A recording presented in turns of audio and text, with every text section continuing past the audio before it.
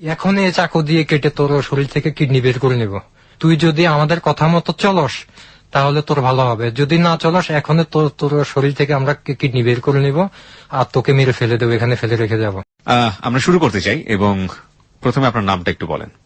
জি ভাইয়া, আমার নাম মোহাম্মদ আরিফুর রহমান। আনুমানিক বয়স? 34 বছর বয়স। 34 বছর বয়স। কোথায় থাকছেন?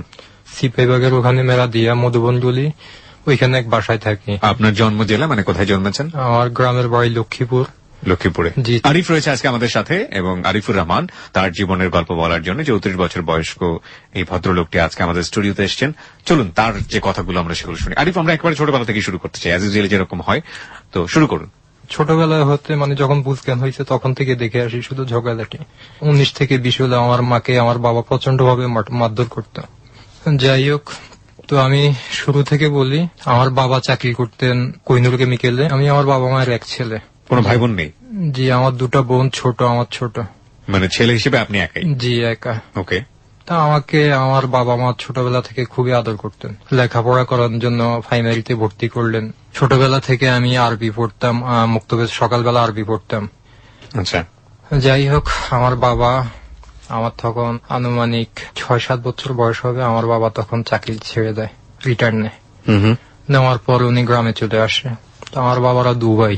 আমার বাবাই বড় সংসারে করে কি, আমার বাবা আমার কাকাকে বিদেশ পাঠানোর ব্যবস্থা করে, ডেনমার্কে পাঠায়। আমার বাবার যে চাকরির যে পেনশনের টাকাটা পায় সে টাকা দিয়ে আমার বাবা আমার চাচাকে বিদেশ পাঠায়। যা হোক, আমার লেখাপড়ার জন্য আমার বাবা মা প্রচন্ড রকম চেষ্টা করছে।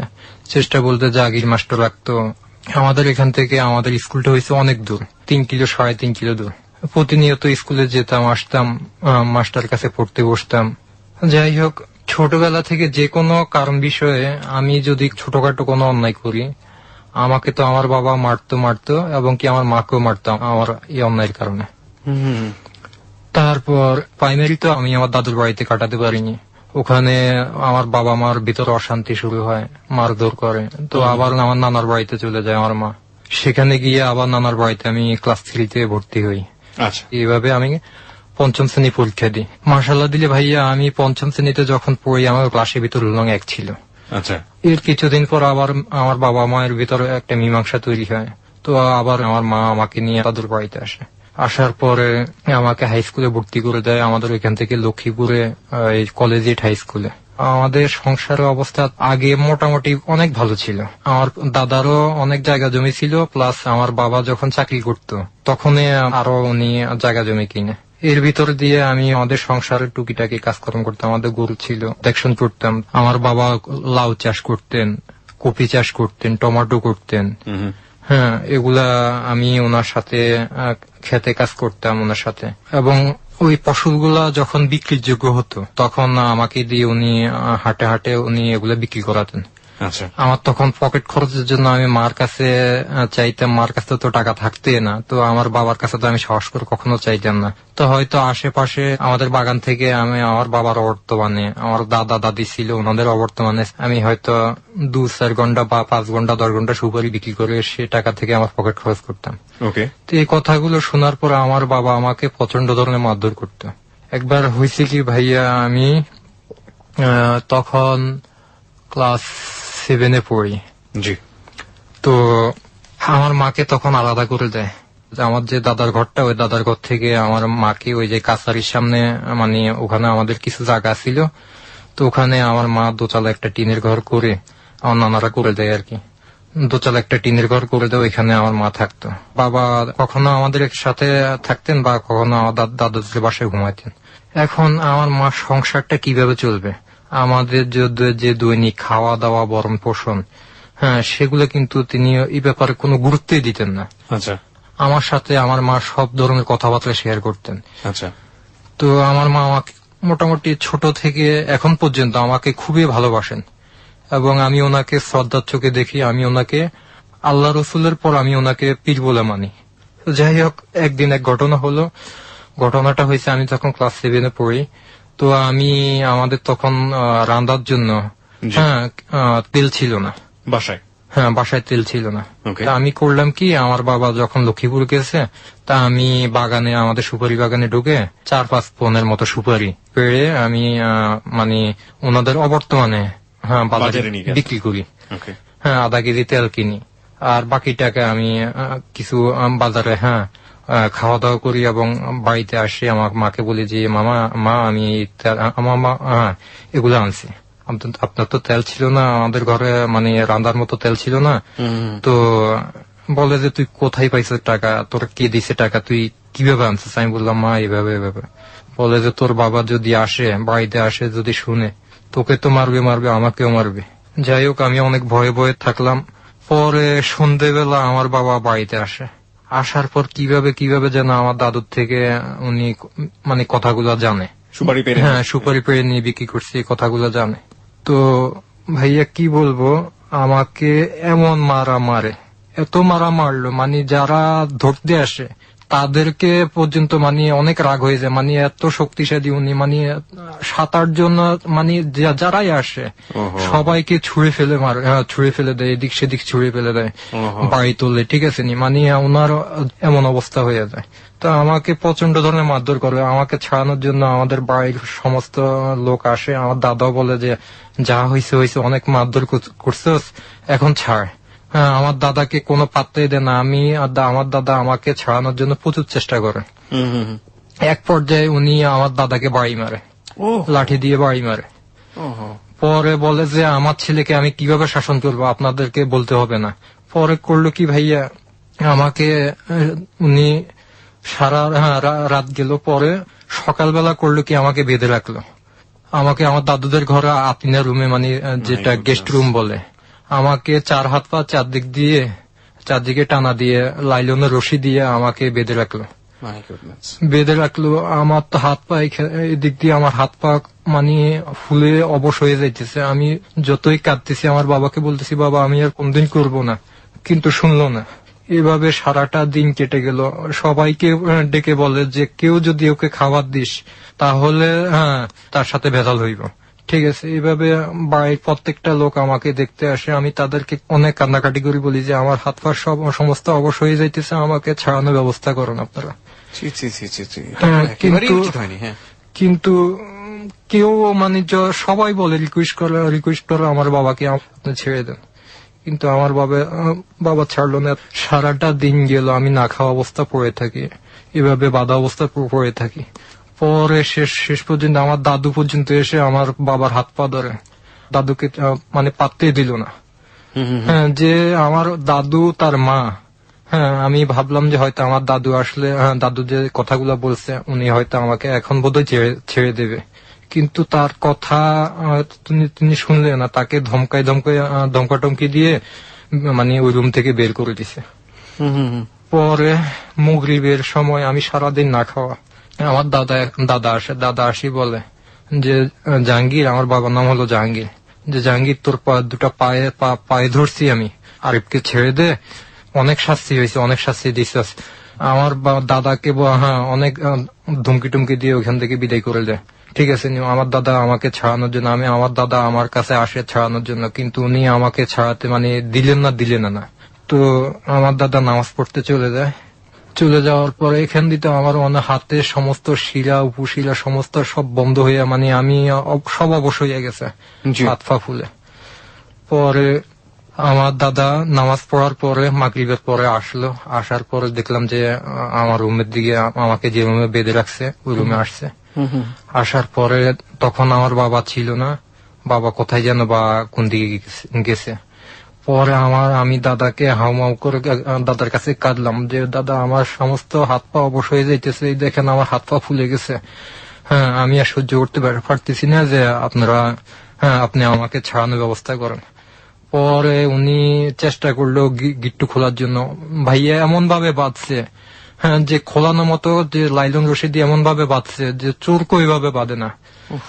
আমাকে উনি খোলার জন্য চেষ্টা করেন কিন্তু খুলতে পারেন না পারা এক পর্যায়ে পরে উনি দা নিয়ে আসে সমস্ত হাত পায়ের রশিগুলা, 4 হাত পায়ের রশিগুলা কেটে দেন। কেটে দেওয়ার পর আমাকে বলে যে তুই এখনই এখান থেকে যে কোনো ভেগে চলে যা, তোর বাবা দেখলে আমরা সামলাতে পারবো না, তোর বাবা যদি চলে আসে। পরে আমি হাঁটবো, যে আমার হাঁটার মতো সে শক্তিটা ছিল না, আমার সমস্ত হাত পা যেন অবশ হয়ে গেছে। আমি তারপরে যতটুকু চেষ্টা করছি, আমি বাগান দিয়ে দৌড়ে আমি ওই আমাদের যে সুপারি বাগানটা ওই আশেপাশে মানে পাশে দিয়ে আরো আমাদের বাড়ির অংশীদারদের মানে বাগান ছিল, বিশাল বড় বাগান, সুপারি বাগান দিয়ে দৌড়তে দৌড়তে আমি অন্ধকার মাগরিবের পরে আমি কোনায় গিয়ে বাঁশবাগানের নিচে একটা মানে গ্রাম অঞ্চলে আমরা হিয়াল বলি আর কি। জি ভাইয়া, হিয়াল বলে ওই হিয়ালের খাদার নিচে আমি লুকিয়ে রয়েছি। এর কিছুক্ষণ পরে দেখি আমার বাবা ও আরি বলে বলে আমাকে ডাকতেছে, অনেক জোরে জোরে আমাকে ডাকতেছে। কিন্তু ডাকতে ডাকতে এক পর্যায়ে দেখি যে আমার মাথার উপর উনি দাঁড়াইয়া, ঠিক আছে যে বাঁশবাগানটা ওই গর্তের ভিতরে আমি ঢুকানো মানে লুকাই রয়েছি। কিন্তু আমার মাথার পে মনে হয় যে উনি মানে অনুমান করতেছে আমার মাথার সাইড দিয়ে ওইখানে উনি দাঁড়াই চতুর্দিকে আমাকে খুঁজতেছে, এদিক সেদিকে আমাকে খুঁজতেছে। ও আরিফ আজকে অমাবস্যা রাত, ঠিক আছে নি আমি তুই এখনো বাইরে, এখানে ভূত পেত নিয়ে আছে। আসলে ভাইয়া ওই বাগানটাতে ওই বাঁশমুড়াটা মানে ভূত পেত নিয়ে মানে ওইখানকার মানে আমাদের গ্রামে রেকর্ড আছে যে দিনে দুপুরে ওই বাঁশবাগানের ওই কর্নারটাতে গরু গাড়াই ফেলছে খারাপ কিছুই। আমার বাবা যতই ডাকলো আমি ওনার ডাকে সাড়া দিলাম না। তারপর দেখলাম যে মানে ওই বাঁশবাগানটার পাশে খালের ওই পাড় দিয়ে রাস্তা, উনি দেখলাম যে ওই পাড় দিয়ে মানে একটা বাঁধ আছে ওই পাশে যাওয়ার জন্য। তো ওই পাড় দিয়ে আমাকে খুঁজতেছে, ডাকতেছে ও আরিফ তুই বাইরে আয়, হ্যাঁ অমাবস্যা রাত, আমি আর তোর কিছু করবো না, তুই বাইরে আয়। আমি কোনো সারা শব্দই করলাম না। এক পর্যায়ে দেখি ওনার আর কোনো সারা শব্দ নাই। আমার তখন ওই যে হাতে পায়ে রশিগুলা বাঁধা, আমার দাদা তো কেটে দিয়েছেন, কিন্তু ওগুলো আর খুলতে পারিনি। তো আমি করলাম কি, হামাগুড়ি দিয়ে আমি ওই খালে তখন পানি ছিল, কচুরি ছিল, আমি খালে নেমে গেছি। খালে নেমে গিয়ে সাঁতরাতে খালের উপর গিয়ে আমি চিন্তা করলাম যে না, আমি এখান থেকে যে করে হোক আমি মানে চলে গিয়ে আমার নানার বাড়িতে চলে যাব। যে এখানে আমাকে আবার যদি পায়, আবার হয়তো আমাকে প্রচন্ড ধরনের মারধর করবে, অনেক মানে অত্যাচার করবে। তো পরে ওই খালটার সাথে আমি কোন রকম ওই পাড়ে মানে অপর পাশে দিয়ে আপনার মানে ধান ক্ষেত, অনেক ধান ক্ষেত, বিশাল মানে অনেক, সেখান থেকে বেড়ি পর্যন্ত হলো মানে অনেক দূর পর বেড়ি রাস্তাটাতে উঠতে পারলে আমি মনে করেন লক্ষ্মীপুর দিকে যাওয়ার একটা রাস্তা খুঁজে পাবো। হ্যাঁ, তো আমি করলাম কি, ধান খেতে পর্যন্ত আসে আমি বসে পড়লাম। বসে পড়ে পরে আমি চিন্তা করলাম যে আমার বাবা আমাকে দেখতেছে কিনা, বা কোথা থেকে দেখতেছে কিনা, বা এখনো এখানে আছে কিনা। পরে আমি চিন্তা করলাম আমি যদি হেঁটে যাই, বেড়ি পর্যন্ত হেঁটে যাই, ভাইয়া অনেক দূর রাস্তা আর কি ধান খেত দিয়ে। তো ধান খেতে আপনার হাঁটুর সমান পানি।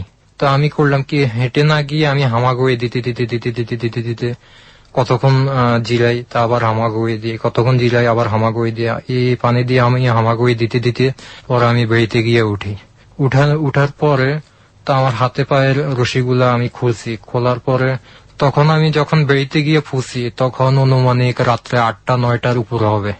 তো যাই হোক, গ্রাম অঞ্চল, অন্ধকার। তো আমি সেখান থেকে আমার লক্ষ্মীপুর আবার আমার খালার বাসা। আমি একবার ভাবছি এখন তো আমার নানার বাড়ি আমাদের বাড়ি থেকে প্রায় 22 কিলো দূরে, হায়দারগঞ্জ, রায়পুর। তো আমি ওইখানটাতে যেতে পারবো না। আমি আপাতত গিয়ে আমার খালার বাড়িতে উঠি, তারপর না হয় পরের দিন সকালে আমি আমার নানার বাড়িতে যাব। তারপর হাঁটা ধরলাম, হাঁটতে আমার সারা গায়ে কাদা। তো যাও, হাঁটতে আমি আমার খালার বাড়িতে গিয়ে পৌঁছানোর পর আমার খালা তো দেখে আমাকে বলে যে তোর এই অবস্থা কেন, তোর কি হয়েছে? আমি পরে সব ভেঙে চুরে বললাম আমার খালার কাছে যে খালা এই ব্যাপার। পরে আমার খালা করলো কি, পরের দিন আমাকে গাড়ি ভাড়া দিল। সেখান থেকে আমি চলে গেলাম আমার নানার বাড়ির উদ্দেশ্যে, রওনা হলাম। গাড়ি দিয়ে নেমে বাসা বাড়ি ধরে ওই জায়গাটার নাম। তো সেখান থেকে নেমে 5 টাকা ভাড়া নিত আর কি। তখন কি আপনার হাতে বাঁধন? মানে তখন তো খুলে না, তখন খুলে ফেলছি, কিন্তু আমার হাতের বাঁধন গুলো মানে কাছি দিয়ে বাঁধ দিলে যেভাবে মানে দাগ পড়ে যায়, সেভাবে দাগ পড়ে গেছে। প্রিয় শ্রোতা, আমরা এই জায়গাটায় ছোট্ট একটা বিরতি নিতে চাই। এইভাবে কোন সন্তানকেই আসলে কোনো বাবা মা পিটাতে পারেন কিনা, মারতে পারেন কিনা, যারা আসলে খেয়েছেন এই ধরনের মার তারাই আসলে বুঝতে পারবেন এটা খুবই খুবই অমানবিক আচরণ সন্তানের প্রতি, এবং এগুলো এক ধরনের বিকার মানসিকতা থেকে আসে, নইলে নিজের সন্তানকে কখনোই ভাবে প্রহার করা যায় না। আমরা 3 মিনিটের ছোট্ট একটা বিরতি নিয়ে আবারও ফিরবো। হ্যাঁ আরিফ, তারপর নানা বাড়ির দিকে গেলেন। তারপর যাওয়ার পরে আমি আমার নানুকে বলি, বিষয়টা বলি, আমার মামাদেরকে বলি। বলার পর ওনারা খুবই আফসোস করতে থাকেন। পরে ওনারা বলে যে ঠিক আছে তুই এখানে থাক, তুই আর বাড়িতে যাওয়ার দরকার নেই, তুই এখানে লেখাপড়া করবি। আচ্ছা। পরে আমি ওইখানে ভর্তি হলাম, ক্লাস 7-এ আবার পুনরায় ভর্তি হলাম। ভর্তি হওয়ার পর ক্লাস 7 গেল, 8 গেল। আমি ওখানে আমার নানুদের অনেক জায়গা জমি ছিল, ধান ছিল, ফসল ছিল, পাশাপাশি তাদের কাজকর্ম করতাম। যা হোক ক্লাস 9 পর্যন্ত আমি লেখাপড়া করি। করার এক পর্যায়ে আমার মা আসে, মামার সাথে ঝগড়া, মাও চলে আসে আমার নানার বাড়িতে। ওকে। পরে আমার বাবা আসে, আসার পরে মানে ওখানেই থেকে গেলেন আপনি? ওখান থেকে বাড়ি যান? জি না, ওখানে থেকে গেলাম। My goodness. ওকে। পরে আমার বাবা এসে আমার নানুদের কাছে মাপ চায়, ক্ষমা চায়, মামাদের কাছে ক্ষমা চেয়ে আবার আমাদেরকে আমার দাদার বাড়িতে নিয়ে যায়। মানে আপনাকে এবং আপনার মাকে? হ্যাঁ, নানার বাড়িতে নিয়ে যায়। ওকে। এখানে আবার ক্লাস 9-এ আমার ভর্তি হই। হওয়ার পরে আমার ক্লাস 9-এর প্রথম সাময়িক পরীক্ষা গেল, দ্বিতীয় সাময়িক পরীক্ষা গেল, মানে ফাইনাল পরীক্ষা দিলাম। দেওয়ার পরে একদিন হলো কি ভাইয়া, এমন একটা কোরবানি ঈদ ছিল। তো স্কুলে ভাইয়া ছাত্রছাত্রীরা, আমি মনে করলাম যে ঈদের পরে অনেকে নতুন পোশাক গায়ে দিয়ে আসবে ঈদের পরে। জি। তো আমার বাবা মা তো মায়ের সাধ্য তো নাই, কিন্তু হয়তো উনার যে আশা থাকে যে আমার ছেলেকে যে ঈদে কিছু নিয়ে দেব, কিন্তু শখ থাকলে কি হবে ভাইয়া, সাধ্য ছিল না। এবং আমার বাবাকে তো বলতে পারবোই না। যাই হোক আমি করলাম কি, একদিন ওই আমাদের ওই বাড়িতে আমি কবুতর পালতাম। তো কবুতর খোপ মানে ঠিক করার জন্য আমি জলই খুঁজতে গেছি। হ্যাঁ, আমার দাদুদের ঘরে পাটাতানে উঠে জলই খুঁজতে গেছি। ওখান থেকে জলে নিব, জলে নিয়ে আমি কবুতর খোপ মেরামত করব। ওকে। পাটাতানে উঠার পরে দেখি যে তখন পাটাতানে অনেক মানে প্রায় 10-12 বস্তা সুপারি, শুকনা সুপারি। ওকে। এখন আমি ভাবি যে আমি এখান থেকে যদি কিছু সুপারি, আমি একটা বস্তা খুলে কিছু সুপারি নিয়ে বিক্রি করলে হয়তো ওনারা বুঝতে পারবেন না, মানে আবারও সেই সুপারি প্রতি লোভ। সেই সুপারি প্রতি লোভ। তো আমি করলাম কি, বাজারে একটা ব্যাগ নিয়ে আমি কিছু শুকনা সুপারি আমি ওই বাজারে ব্যাগে মানে নিচ্ছি, কিন্তু মানে প্রায় বাজার ব্যাগ আমি ভর্তি করে নি। নেওয়ার পরে আমি মানে পাটাতান থেকে নামার আগে আমি আমার দাদুকে দেখলাম যে কেউ নেই, তারা হয়তো এই পুকুর পাড়ে গেছেন, পুকুর ঘাটে গেছেন, বা হয়তো পাক করে গেছেন, এরকম হবে। আমি বের হয়ে আমি চলে আসি। চলে আসি, আমি বাড়িতেও না এসে আমি করলাম কি, আমার বাড়ির পাশে এক মানে আমার পরিচিত লোক ছিল, মহিলা ছিলেন। তো আমি ওনাদের বাড়িতে গিয়ে আমি বলি যে এই সুপারিগুলো আপনারা ছিলে দেন, তার পরিবর্তে আপনাদের খাওয়ার জন্য আমি কিছু সুপারি দিব। কোরবানি ঈদের 2 থেকে 3 দিন আগের ঘটনা। তো ওনারা সুপারিগুলা ছোলার পরে অনেক সুপারি, প্রায় আমি মানে পাল্লা দিয়ে মেপে দেখলাম প্রায় 6-7 কেজি সুপারি ভাইয়া। ছোলার পরে? হ্যাঁ, ছোলার পরে প্রচুর। হ্যাঁ, তো করলাম কি, লক্ষ্মীপুর নিয়ে 200 টাকা কেজি। আমি 7 কেজি সুপারি বিক্রি করি। জি। তখন মোটামুটি আমার ছোট বোন আইরিন, পূর্ণিমা ওরা ছিল, ওদের বয়স প্রায় 10-12 বছর বয়স এমন। ছোটটা নাম হচ্ছে পূর্ণিমা। তো আমি করলাম কি, আমি ওখানে আমাদের লক্ষ্মীপুরে এশিয়ান টেইলার্স, আমি ওখানে আমার মানে স্কুল যাওয়ার জন্য যে ড্রেস, আমার ভালো কোনো পোশাক ছিল না। আমি করলাম কি, ওখানে এশিয়ান টেইলার্সে গিয়ে আমি একটা প্যান্ট সিলানোর জন্য অর্ডার করে আসলাম। এবং মার্কেটে আসলাম, এসে আমি ওই টাকা দিয়ে আমি আমার জন্য একটা শার্ট কিনলাম, আমার বোনের জন্য জামা কিনলাম, ফ্রক কিনলাম, ছোটটার জন্য ফ্রক কিনলাম, মায়ের জন্য জুতা কিনলাম।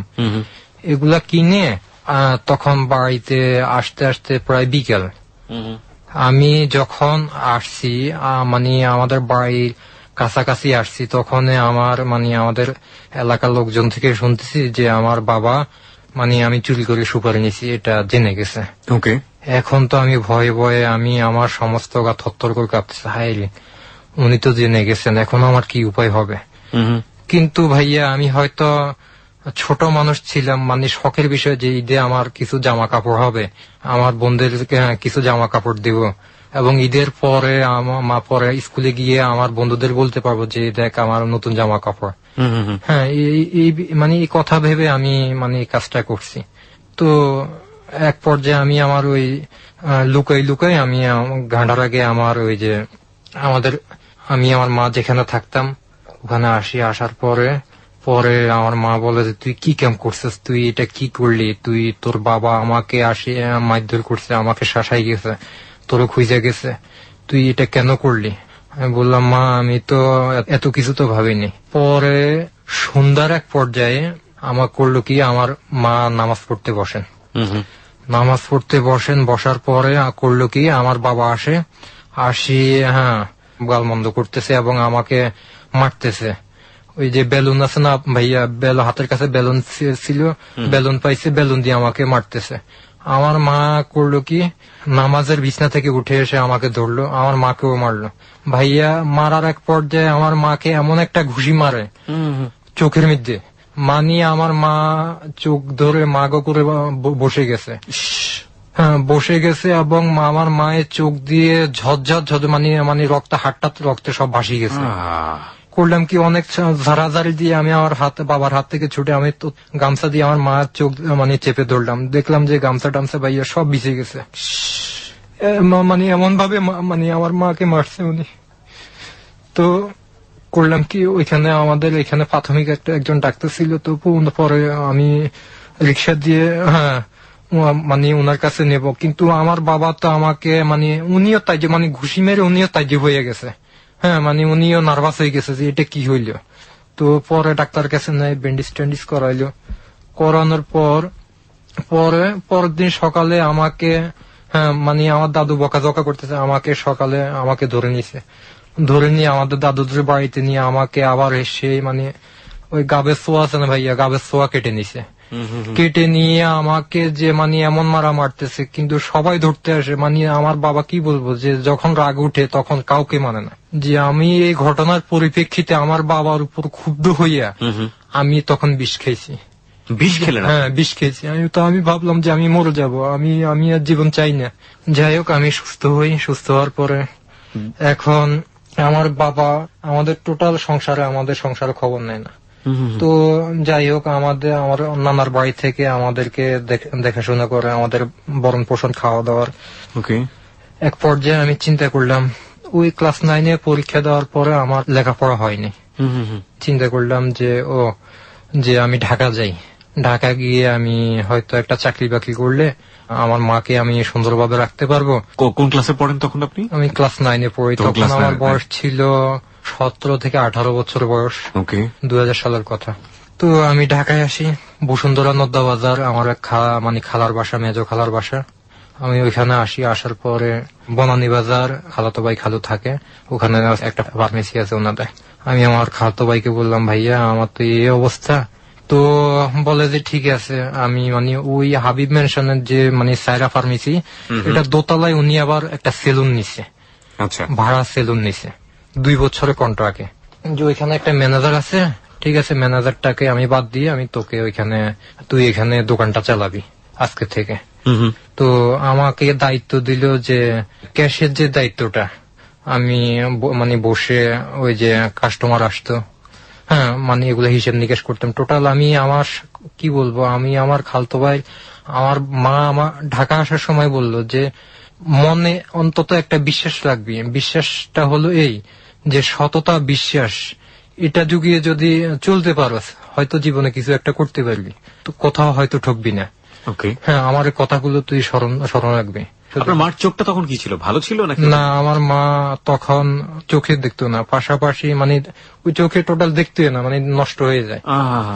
পরে আস্তে আস্তে মানে ওনার বাকি চোখটা তো মানে ওই চোখের কারণে, এক চোখের কারণে বাকি চোখে আস্তে আস্তে কম দেখতে থাকে। পরে করলাম কি, আমি ঢাকায় আসি, যাও খালাতো ভাইয়ের দোকানে আমি চাকরি নিই। আমি রাত্রে ওইখানে সেলুনে ঘুমাইতাম, সকালবেলা উঠে সেলুন টেলুন পরিষ্কার করতাম, করে আমি ওখানে বসতাম সকাল 9টা থেকে আপনার রাত্রে 9টা-10টা পর্যন্ত ওখানে আমি দোকানদারি করতাম। তো আর রাত্রে তখন যখন কারিগররা চলে যেত তখন আমি আবার সব পরিষ্কার করে তা আমি আবার ওখানে ঘুমিয়ে পড়তাম খাওয়া দাওয়া খেয়ে। আচ্ছা। তো আমি আমার খালা বাসায় খুব কম যেতাম। আর হলো কি ভাইয়া, দুপুরবেলা যে খাবারটা আনতো আমার ভাইয়া ওটা খেতাম, সকালবেলা হোটেলে নাস্তা খেতাম, আর রাত্রেবেলা ওই যে এক মহিলা মানে বাটিতে করে ভাত আনতো, তো মানে ওটা খেতাম। তো মাস 3-4 যাওয়ার পরে আমি করলাম কি, আমার ভাইয়া আমাকে বলে যে এই যে দোকানের যে অ্যাডভান্সটা, ওই অ্যাডভান্সটা আমার উনি কিছু দিছে এবং 1 লাখ টাকা নাকি আমার ওই খালাতো বোন থেকে নিয়ে দিছে। হ্যাঁ, খালাতো বোন পাবে। তো আমি 3-4 মাসে আমি ওনার টাকাটা তুলে দিই, খালাতো বোনের টাকাটা উসুল হয়ে যায়। যাই হোক, এই 2 বছরের ভিতরে আমি আমার মায়ের জন্য আমার খালাতো ভাইয়ের হাত থেকে হাত দিয়ে আমি আমার বেতন ধরা হয় 3000 টাকা। আমার খালাতো ভাই আমার পড়াশোনা কি তখন বন্ধ হয়ে গেল? জি, টোটাল বন্ধ। তো এই সময়টা কি বাবার সঙ্গে সম্পর্ক নাই? না, বাবার সাথে টোটাল আমি তখন থেকে আমার বাবাকে তখন আপনারা কোথায়, মামার বাসাতে? না, আমি ঢাকাতে। আপনি ঢাকাতে? কিন্তু আমি ঢাকাতে, আমার মা কিন্তু ওই যে আপনার ওখানে। আর বাবার সাথে? বাবার সাথে বলতে উনি ওই যে আমাদের ঘাটার আগে যে কি বলবো, কাচারি আছে না, কাচারির পাশে একটা দোতলা ঘর আমার নানারা তুলে দিছে, ওখানে উনি থাকতেন। আর আপনার বাবা আলাদা থাকতেন? আর আমার বাবা থাকতো আমার দাদুদের ঘরে। আপনার বন্ধুরা কোথায় থাকতো? আমার বন্ধুটা আমার মায়ের কাছে থাকতো। মার কাছে থাকতো। তো আমার মাকে যে বেতনটা পেতাম, বেতন থেকে আমি আমার ভাইয়াকে বলতাম যে আমার মায়ের কাছে আপনার টাকাটা পৌঁছাই দেন, উনি হয়তো বাজার সদাইতে অনেক কষ্ট করে। তো এইভাবে আমি ওইখানে 2 বছর থাকি। এর ভিতরে হয়তো আমার মনে আছে যে আমি 2-1 বার বাড়িতে আসি আমার মাকে দেখার জন্য। যাই হোক, এক পর্যায়ে আমার খালাতো ভাই দোকানের যে কন্ট্রাক্টটা ছিল, ওই কন্ট্রাক্টটা শেষ হয়ে যায়। আচ্ছা। হওয়ার পরে এখন আমি তো আবার বেকার। হ্যাঁ, তো পরে আমি বাড়িতে চলে আসি। তখন ভাইয়া কি বলবো, আমি আমার খালাতো বোনের বাসায় গেছি, রুমা আপা বলবো, ওই রুমা আপার বাসায় গেছি। আমি এত সুন্দর ছিলাম, হ্যাঁ, আপনার অনেক মোটামুটি স্বাস্থ্যবান ছিলাম। তো আমাকে দেখে বলে যে তোকে তো ফরেনিয়ারদের মতো দেখতে লাগে। হ্যাঁ, ফরেনিয়ারদের মতো দেখতে লাগে। আচ্ছা, যা হোক, আমি বাড়িতে আসি। আসার পরে তো আমি বাড়িতে থাকলাম। থাকার পরে তো আমার এর ভিতরে আমার সেজ মামা, গিয়েশ মামা, উনি দক্ষিণ কোরিয়া যায়। তখন কিন্তু ফোনের যুগ ছিল না। আচ্ছা। মোবাইল ফোনের যুগ ছিল না। তো দক্ষিণ কোরিয়া যাওয়ার পরে উনি আমাদের সাথে কথা বলার জন্য তো করলো কি, আমাদের তখন ফোন ছিল না, তো ওই একটা আইডি ফোন ব্যবহার ফোনের ব্যবসা করতে আমাদের ওইখানের এক লোক, তো ওই ফোনের মাধ্যমে আমাদের সাথে কথা বলতো। তাছাড়া আমার মামারা 4 ভাই 4 বোন, তার ভিতরে আমার মনে হয় তাদের দিক দিয়ে, আমার মামাদের দিক দিয়ে যে সবচেয়ে অসহায় হচ্ছে আমার মা। আমার মা আমার বাবার সংসারে কোনোভাবে শান্তি পায়নি। আমার বাবা আমার মাকে আমার নানারা আমার বাবাকে খুশি করার জন্য প্রচুর প্রচুর টাকা দিছে। আচ্ছা। কিন্তু ওই টাকা তারপরও আমার বাবা আমার মায়ের সাথে ভালো আচরণ করতো না, ভালোভাবে সংসার করতো না। তো যাই হোক, এক পর্যায়ে আমার সাথে কথা বলে আমার মামা আমাকে ফোন করে যে লেখাপড়া তো করলি না, তো এখন কি করবি? তুই বললাম যে মামা আপনি যা ভালো মনে করেন তাই করেন। বলে যে তুই বিদেশ আসবি? আমি বললাম যে হ্যাঁ আমি বিদেশ আসবো। তো বলে যে আমি তোর ভিসার ব্যাপারে আমি চেষ্টা করতেছি, তাই আমি তোর আব্বাকে বলবো ফোনে, বলবো যে বুঝিয়ে বলবো যে তোকে পাসপোর্ট করে রেডি করে দিতে, তুই বিদেশ চলে আয়। আমি বললাম যে ঠিক আছে মামা, আমি তো অনেক খুশি মামার কথাগুলো শুনে যে আমার হয়তো বিদেশ যাব এই ধরনের একটা চিন্তাধারা, আমি অনেক বড় আকার আয় রুজি করবো। হ্যাঁ, মনের ভিতরে একটা স্বপ্ন তৈরি হলো। যাই হোক, আমার বাবা আমার সাথে কথা বলার পরে বলে যে ঠিক আছে, আমি তোর বাবার সাথে কথা বলে আমি তোকে জানাবো। বা হ্যাঁ, আমার মাও রাজি ছিল যে আমাকে আমার মামা যেন বিদেশ নিয়ে যায়। আচ্ছা। কিন্তু কথা হচ্ছে ভাইয়া, আমার বাবার এত সম্পত্তি, আমার বাবার উচিত ছিল যে যে উনি চেষ্টা করে যে এখন তো আমি বেকার হয়ে গেছি, বেকার হওয়ার পর আমি আমার খালাতো ভাইয়ের দোকানে 2 বছর চাকরি করছি, আমার ভিতর কোনো খারাপই দেখতে পাইনি, আমার কোনো ব্যাড রেকর্ড পাইনি। তো আমাকে উচিত ছিল যে উনার খরচে আমাকে বিদেশ পাঠানোর। কেননা আপনার মনে করেন একটা রিক্সাওয়ালা, গরিব রিক্সাওয়ালা যদি তার ছেলে বড় হয়, হ্যাঁ, অন্তত সেই রিক্সাওয়ালা চিন্তা করে যে তার ছেলেটাকে একটা কোন একটা কর্ম ধরায় দেখ। কিন্তু আমার বাবার প্রতি এই ধরনের মানে মন মানসিকতা আমার বাবা ছিল না। ওকে। তো যাই হোক, অনেক মানে আমার মামা, আমি আমার ভাগ্য বলতে হবে, আমার মামাকে আমাকে বলছে বা চেষ্টা করছে। তো আমার বাবাকে বলে যে দুলা ভাই, এই আরিফকে বিদেশে পাঠানোর ব্যবস্থা করে দেন, আপনি শুধু পাসপোর্টটা করে দিবেন, পাসপোর্ট কাগজপত্র করে দিবেন, হ্যাঁ যা লাগে এগুলো করে দিবেন, আর বিষয়টা সমস্ত খরচ আমার। তো আমার বাবা বলে না, একে তো তুই নিয়ে গেলে দেখা গেছে দক্ষিণ কোরিয়া তখন 5-6 লাখ টাকা খরচ হতো, তো তুই যদি নিয়ে যাস দুদিন পরে চলে আসবে, তো টাকাগুলো নষ্ট হইব, এই সেই। মানে আমার বাবা কোনোভাবে রাজি না। আমার বাবা বলে যে টাকা দিয়ে তুই একে বিদেশ পাঠাবি, বিদেশ নিবি, সে টাকাটা তুই আমাকে দে, আমি ব্যবসা বাণিজ্য করব। আমার মামাকে বলে। আপনার বাবা? বাবা। ওকে, প্রিয় শ্রোতা, আমরা এই জায়গাটা আরেকটা বিরতি নিতে চাই। বাবা আপনার মামাকে বলছিল যে টাকাটা তাকে দিতে হবে। জি। তারপর আমার বাবার মানে কথাগুলো শুনে মানে আমার মনটা এতই খারাপ হলো যে মানে বলার মতো না। তো আমি করলাম কি, আমি চিন্তা করলাম না, আমি আবার ঢাকা চলে যাই, আমার নিজের পায়ে দাঁড়াতে হবে। আমি ঢাকায় আসি, আসার পরে খালার বাসায় আসি, সেখান থেকে আমি খালাতো ভাইয়ের দোকানে আসি। আসার পরে আমার খালাতো ভাইকে বললাম যে ভাইয়া আমি এখন কি করব, আমি তো বেকার হয়ে গেছি। পরে ওইখানে খালাতো ভাইয়ের দোকানের পাশের দোকান আপনার লাকি ব্রেড, আলমগীর ভাই, উনার বাড়ি হচ্ছে লক্ষ্মীপুর রামগঞ্জে। জি। তো উনি বলে যে অমুক জায়গায় মানে ওখানে আমার এক পরিচিত লোকের, ওনাদের বাসায় সিকিউরিটি গার্ডের প্রয়োজন, তুমি করতে পারবে কিনা।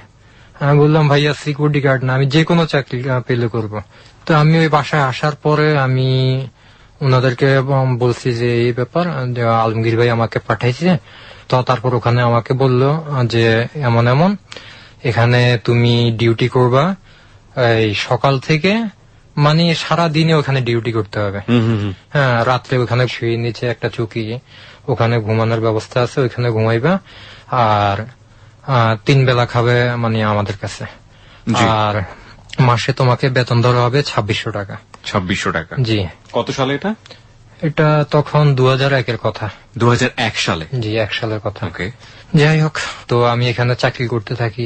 1 মাস গেল, 2 মাস গেল। এখানে আমি প্রথম মাসের বেতন পাওয়ার পরে আমি আমার মার মানে যে বেতনটা পাইছি সেটা তখন ভাইয়া, তো আমি করলাম কি, রেস্টিল অফিসে রেস্টিল করে আমি আমার মায়ের জন্য ঠিকানা দিয়ে আমার মায়ের জন্য টাকা মানে আমার টাকাগুলো পাঠাই দিই। তখনই শুনতাম যে ওই যে বাড়ির মালিক পাটারি সাহেব, উনার কিডনির সমস্যা, তারপর ওনার হার্টের সমস্যা, এই নিয়ে মানে ওনাকে হাসপাতালে নিয়ে যায়, আনে। এক পর্যায়ে ওনাকে ট্রিটমেন্টের জন্য ইন্ডিয়া নিয়ে যাবে। আচ্ছা। যাই হোক, আমাকে ওই পাটারি সাহেবের ছোট শালা বাবুল ভাই, তারপর ওনার শালা, আরো শালাদের নাম হচ্ছে মোস্তফা ভাই, এই দুজনে আমাকে বললো যে তোমাকে আমাদের সাথে ইন্ডিয়া যেতে হবে। কত সালে এটা? এটা 2001-এর মানে শেষ দিক দিয়ে, মানে জয়েন করার 1 বছরের মধ্যে? হ্যাঁ, শেষ দিক দিয়ে। কেন আমাকে ইন্ডিয়া যেতে হবে? বলে যে আমাদের দেখশুন করার জন্য মানে অনেক প্রসঙ্গ দেখাইলো যে বাজার করতে হবে বা এই সেই। আমি ভাবলাম হয়তো আমার মালিক আমাকে বলছে আমাকে ইন্ডিয়া নিয়ে যাবে। ঠিক আছে, আমার পাসপোর্ট করাইলো, আমার মানে বায়োডাটা পরিবর্তন করলো। আচ্ছা। বায়োডাটা বলতে আমার মানে যে অ্যাড্রেসটা পরিবর্তন করলো। সেটা হলো যে আমার কিন্তু প্রকৃত গ্রামের বাড়ি হচ্ছে মানে নোয়াখালী লক্ষ্মীপুর 4 নং চরইতা, ঠিক আছে নি, বা পোস্ট জিএমহাট। কিন্তু এই ঠিকানার অনুযায়ী ঠিকানাটা পরিবর্তন করে তারা করলো কি, এখান থেকে আমাকে চেয়ারম্যান সার্টিফিকেট নিয়ে দিল, মানে যে কমিশনার সার্টিফিকেটটা। কিন্তু ওই সার্টিফিকেটে তারা ঠিকানা দিল আমার বাবা হচ্ছে হাজী শহীদুল্লাহ পাটোয়ারি বাবা, হাজী নুরুজ্জামান পাটোয়ারি, এবং আমার ভাই হচ্ছে যার কিডনির সমস্যা, হাজী শহীদুল্লাহ পাটোয়ারি। আমার ঠিকানা হচ্ছে মানে যে ওনাদের ঠিকানা দিয়ে দিল। এই চেঞ্জ গুলো কেন করতেছিল? কেন করতেছে আমি নিজেও বুঝি না। মানে বললো যে ওনাদের সাথে যাব, তখন আমি সাই দিলাম যে আমার হয়তো দেশের বা এখন আমার দেশে যেতে মানে এইগুলা কাগজপত্র গুলো আনতে হলে চেয়ারম্যান সার্টিফিকেট আনতে হবে, সময় লাগবে, বা অনেক বেশি সময় লাগবে। ওকে, এই কারণে তারা আমার ঠিকানাগুলো পরিবর্তন করে তাদের ঠিকানায় মানে আমাকে মানে বললো যে আমি তাদের ঠিকানায়। তখন একটা ঈদের সময় ছিল, 4-5 দিন পরে ঈদ অনুমানিক। তো আমি বললাম ঠিক আছে, তারা মানে ঈদের পরে যাবে এই ধরনের একটা সিদ্ধান্ত। এর ভিতরে আমার টাসপোর্ট করে নিচ্ছে, তাদের পাসপোর্ট করছে। এর আগে কি আপনার সঙ্গে কোনো ডাক্তারি পরীক্ষা নিরীক্ষা কিছু কি হয়েছে? না, কিছুই হয়নি। ওকে, টোটাল কিছুই হয়নি। তো পরে আমি বললাম যে দেখেন, আমি ঈদের আগে সাংলাইতে আমি বাড়িতে যেতে চাই, বাড়িতে যাব, বাড়িতে গিয়ে আমার মাকে দেখতে খুব ইচ্ছে করে, 2 দিনের জন্য আমি বাড়িতে বেড়াই আসি। বলে যে না, যাওয়া যাবে না। তারা আমাকে যেতে দিল না, মানে তাদের কথা অটুট যে যেতে পারবো না। যাই হোক, তারপরে দেখি যে আমার প্রতি তাদের আদর যত্ন অনেক দিন বেড়ে যেতেছে, মানে এই কয়েকদিনের ভিতরে। তো বাসায় দেখলাম যে বাসায় ডেকে নিয়ে যায়, সোফা রুমে বসায়। আমি কখনো এই পর্যন্ত চাকরিতে আসার পর থেকে আমি কখনো মানে আমি ওনাদের সোফাতে বসার মতো সাহস পাইনি, বা কখনো ডাকাও নাই। আমাকে সোফাতে বসে নুডলস পাকায়, সন্ধ্যাবেলা নুডলস পাক করে আমাকে দেয়, এবং আমার সাথে অনেক ভালো মন্দ মানে খুব ভালো কথা বলে। এবং আমাকে তখন বাণিজ্য মেলা ছিল, বাণিজ্য মেলাতে নিয়ে যায়। পরে আমাকে করলো কি, আসার সময় আমাকে 1200 টাকা দিয়ে আমাকে একটা শার্ট কিনে দেয়। তখন তো আমি মানে 1200 টাকা দিয়ে আমার সামনে যখন শার্ট কিনে দিল, আমি তো অনেক খুশি যে আমার জীবন হয়তো এত দামি শার্ট আমি কখনো গায়ে দিইনি। আমার মা আমাকে লালন পালন করছে। আমাদের জামা কাপড় যেটা আমরা পরতাম সেটা হইলো আমার ওই যে খালাদের কাছ থেকে। আমাদের খালাদের অবস্থা মোটামুটি ভালো ছিল। আমার খালতো ভাইরা যে জামা কাপড় গুলো, পুরাতন জামা কাপড় গুলো ফেলে দিত বা পুরান হয়ে যেত, সেগুলা গিয়ে আমার মা মানে চেয়ে নিয়ে আসতো, এবং ওগুলো আমরা গায়ে দিতাম। তো আমি মানে উনি আমাকে 1200 টাকা দিয়ে শার্ট কিনে দিছে, দেওয়ার পর তো আমি অনেক খুশি। এবং আমাকে দেখতেছি মানে তারা খুবই চোখে রাখে বলবো, আমার সাথে সব সময় মানে আমার আশেপাশে একজন লোক থাকে, এমন অবস্থা। তো ঈদের 2 দিন পরে তারা ইন্ডিয়া যাবে। আচ্ছা, এখন কিভাবে যাবে? তারা গাড়িতে যাবে বেনাপোল হয়ে। হ্যাঁ, তো তারা আপনার কলাবাগান থেকে টিকিট কাটলো সব। আমরা মানে পাটোয়ারি সাহেব, আমি, পাটোয়ারি সাহেবের ছোট বউ, আর হলো আপনার পাটোয়ারি সাহেবের ছোট শালা। তো বেনাপোল নামার পরে বেনাপোল থেকে সেখান থেকে পাসপোর্ট ওইখানে কাস্টম হয়ে এই হরিদাসপুর, মানে ওই জায়গাটার নাম হরিদাসপুর ধরে, এখান দিয়ে বনগা হয়ে আপনার শিয়ালদাতে গিয়ে মানে কলকাতায় গেলাম জীবনে ফার্স্ট। কলকাতায় গিয়ে ওনারা ওইখানে নূর গেস্ট হাউসে, নিউ মার্কেটের পাশে নূর গেস্ট হাউস নামে একটা গেস্ট হাউসে উঠলো। তো সেখানে 2 দিন থাকলো। থাকার পরে তারা সেখান থেকে বলে যে তারা মাদ্রাজ যাবে। মাদ্রাজ যাবে। করলো কি, আমাকে সাথে নিয়ে হাওড়া স্টেশন থেকে টিকিট কেটে আনলো, করমন্ডল ট্রেনের টিকিট কেটে আনলো। তো যাই হোক, আমাদের যেদিন যাওয়ার কথা, পরে ওই দিন আমরা ট্রেনে উঠি। আমাদের যেতে ভাইয়া 2 রাত 1 দিন সময় লাগে ওই ট্রেনের ভিতরে। আচ্ছা, এতটা দূর। তো আমরা ওখানে মাদ্রাজ গিয়ে পৌঁছানোর পরে ওনারা করলো কি, একটা সিএনজি নিল, সিএনজি নিয়ে গ্রিমস রোড গেল, জায়গাটার নাম মানে গ্রিমস রোড ধরে। ওখানে গিয়ে বাংলাদেশি ওনাদের পরিচিত কিনা আমি জানি না, মানে ওনারা যাদের ভাষায় উঠলো ওনারা মানে বাংলা কথা বলতে পারে। আচ্ছা, তা আমি হিন্দি ভাষা বুঝি না তখন।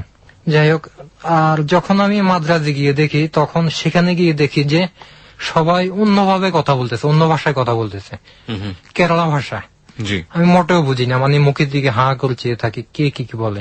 তো পরে ওই লোকের কাছে ওঠার পর ওই লোকরা মানে আমাদেরকে মানে ওই পাটালি সাহেবকে ওখানে একটা বাসা নেয়। ওখানে বাসা নিয়ে বাসাতে উঠলাম। উঠার পরে তারপর দিনে পাটালি সাহেবকে অ্যাপোলো হসপিটালে ভর্তি করা হয়। আচ্ছা, এর ভিতরে পাটালি সাহেবের ডায়ালিসিস হয়, সপ্তাহের আগামাতা ডায়ালিসিস করতে হয়। তো আমিও সাথে যাই। সাথে গিয়ে ওই পাটালি সাহেবের যখন ডায়ালিসিস হয় তখন প্রায় 2.5 ঘন্টা 3 ঘন্টা সময় লাগে ওই ডায়ালিসিস করতে। তখন আমি হাত পা টিপি, ওখানে গিয়ে সময় দিই। যাই হোক, আর আমার কাজ ছিল ওনাদের বাজার করে দেওয়া, আর পাটালি সাহেবকে নিয়ে মসজিদে যেতাম, নামাজ পড়তাম। এ ছিল আমার নিত্য মানে দৈনন্দিনের কাজ। জি। তো এইভাবে যেতে থাকে 10-15 দিন পার হয়ে গেল। পরে 10-15 দিন যাওয়ার পরে আমাকে বলে যে তোমাকে কিছু চেক আপ করতে হবে। পাটালি সাহেবের শালা বলে চেক আপ করতে হবে? হ্যাঁ, চেক আপ করতে হবে। কিসের চেক আপ? কি যেন আমাকে চেক আপ করতে হবে। আমি বললাম কেন চেক আপ করতে হবে? বলে যে পাটালি সাহেবের অপারেশনের সময় তোমার যদি ব্লাড দেওয়ার প্রয়োজন হয় তখন তুমি ব্লাড দিতে পারবে কিনা। আমি বললাম না, আমার ভয় লাগে ভাইয়া, দিতে পারবো না, আমি চেক আপ টেক আপ করাবো না। বলে যে আমরা তোমাদের জন্য এত কিছু করলাম, তোমাকে নিয়ে এত কিছু ভাবলাম, দেখো তুমি সাধারণ রক্ত 1 ব্যাগ রক্ত দিতে পারবে না যখন ওনার অপারেশনটা হবে। বললাম না, আমি পারবো না। পরে বলে যে ঠিক আছে, যদি প্রয়োজন হয় তখন তোমার থেকে নিব, আর যদি প্রয়োজন না হয় তখন নিব না, কিন্তু তুমি চেক আপটা করো। রক্ত নেওয়ার আগে মানে কিছু চেক আপ করাতে হয়, তোমার শরীরে কোনো রোগ জীবাণু আছে কিনা সেটা ডাক্তাররা দেখতে চায়। তো এই বলে আমাকে বুঝ দেওয়ার পর আমি তখন ডাক্তারের কাছে যাই। তো সেই ডাক্তারটার নাম হচ্ছে শুভরাও, ডাক্তার শুভরাও। শুভরাও? হ্যাঁ, শুভরাও। তো ডাক্তার শুভরাও আমাকে সিরিজ দিয়ে রক্ত নেয়। জি। হ্যাঁ, রক্ত নিয়ে আবার এটা রিপোর্ট আসে, 2-3 দিন পর এটা রিপোর্ট আসে, রিপোর্টে নেগেটিভ আসে, মানে ভালো রিপোর্ট আসে, মানে পজিটিভ কোনো মানে রিপোর্ট আসে না। আচ্ছা। তো এইভাবে দেখলাম যে আমাকে মানে অনেকগুলো টেস্ট করাইতেছে। আমি তো মানে যখন সুই দিয়ে আমাকে টেস্ট গুলো মানে আমার শরীর থেকে রক্ত নেয়, ঠিক আছে নিয়ে আমি বললাম না, আমি আর পারবো না, ঠিক আছে আমার দ্বারা এসব আর হবে না, আমাকে এখনই দেশে পাঠাই দেন, আমি দেশে চলে যেতে চাই। বলে না, তোকে এত টাকা খরচ করে আমরা এখানে আনছি, তোকে দেশে চলে যাওয়ার জন্য তোকে এখানে থাকতে হবে, আমাদের সাথে থেকে আমাদের সেবা করতে হবে। মানে এক ধরনের সন্দেহ তৈরি হচ্ছে আপনার মধ্যে, এবং একই সাথে আমাদেরও তৈরি হচ্ছে যে কেন ওকে এইভাবে টেস্ট গুলা করছে, এবং যেখানে একজন অসুস্থ রোগী। ওকে, বলুন তারপর। পরে এক পর্যায়ে মানে ব্যাপারটা অনেক সিরিয়াস হয়ে যেতেছে, আমি তাদের সাথে প্রতিনিয়ত আমি তর্ক করতে থাকি। আমি মানে টেস্ট করাবো না। হ্যাঁ, কেন আমি টেস্ট করাবো? ঠিক আছে, আমি ডাক্তারকে বলবো ডাক্তার আমি টেস্ট করাবো না। আমি শুধু 1 ব্যাগ রক্ত দেওয়ার জন্য কি আমাকে এতগুলো টেস্ট করাইতে হবে? এবং কি আমার মানে যে টেস্ট গুলো করায় ভাইয়া আমার শরীর থেকে 1 সিরিজ করে রক্ত নেয়। হ্যাঁ, আমার প্রচন্ড খারাপ লাগে। ওকে। তো এক পর্যায়ে তারা আমাকে প্রচন্ড ধরনের মারধর করে, হাতের কাছে যা পাইছে। মারধর কেন করলো?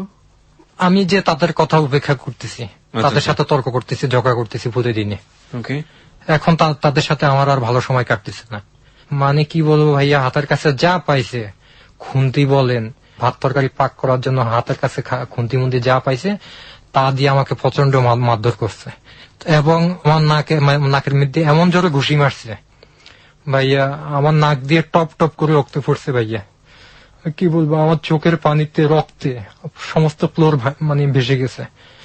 আমি কাঁদতে কাঁদতে কাঁদতে কাঁদতে ওইখানে ঘুমিয়ে পড়ি ভাইয়া। এক পর্যায়ে তারা আমাকে আবার বুঝায় যে দেখো, তুমি এই ধরনের পাগলামি করিও না, এই আমরা যেভাবে বলবো সেভাবে তুমি চলো, যদি চলো তাহলে তোমার ভালো হবে, আর যদি না চলো তাহলে তোমার কপালে অনেক দুঃখ আছে। আমি তো তাদের কথা শুনে অনেক ঘাবড়ে যাই, কি বলে তারা। পরে বাড়িতে আসার জন্য অনেক ছটপট করি আমি। তারপরও আমি বলি যে ভাইয়া আমার পাসপোর্টটা দিয়ে দেন, গাড়ি ভাড়া দেওয়া লাগবে না, আমাকে টাকা দেওয়া লাগবে না, আমি যে কোনো ভাবে হোক আমি দেশে চলে আসবো। যখন আমি পাসপোর্ট চাই, টাকা মানে দেশে আসার কথা বলি, তখন আমাকে মারে। এভাবে পর আমাকে 4 দিন তারা মারছে। তো মারার এক পর্যায়ে তখন আমাকে বলে যে পাটালি সাহেবের কিডনি তোকে এখনই মেরে, মানে মারার পরে আমি যখন মানে কান্নাকাটি করতেছি, পাটালি সাহেবের বউ মানে যে পরিবার, ছোট পরিবার ওইখানে আমাদের সাথে গেছিল ইন্ডিয়াতে, উনি বলে আমার বুকের মানে বসে পাড়া দিয়ে বসে বলে এখনই চাকু দিয়ে কেটে তোর শরীর থেকে কিডনি বের করে নিব, তুই যদি আমাদের কথা মতো চলস তাহলে তোর ভালো হবে, যদি না চলস এখন তোর শরীর থেকে আমরা কিডনি বের করে নিব আর তোকে মেরে ফেলে দেবো, এখানে ফেলে রেখে যাবো। আমি কথা শুনে তো আমি মানে আমার সমস্ত আকাশ পাতাল যেন এক হয়ে গেল। আমি বলি কি বলে, মানে মা বাবা বলে অনেক কাঁদতে থাকি ওইখানে।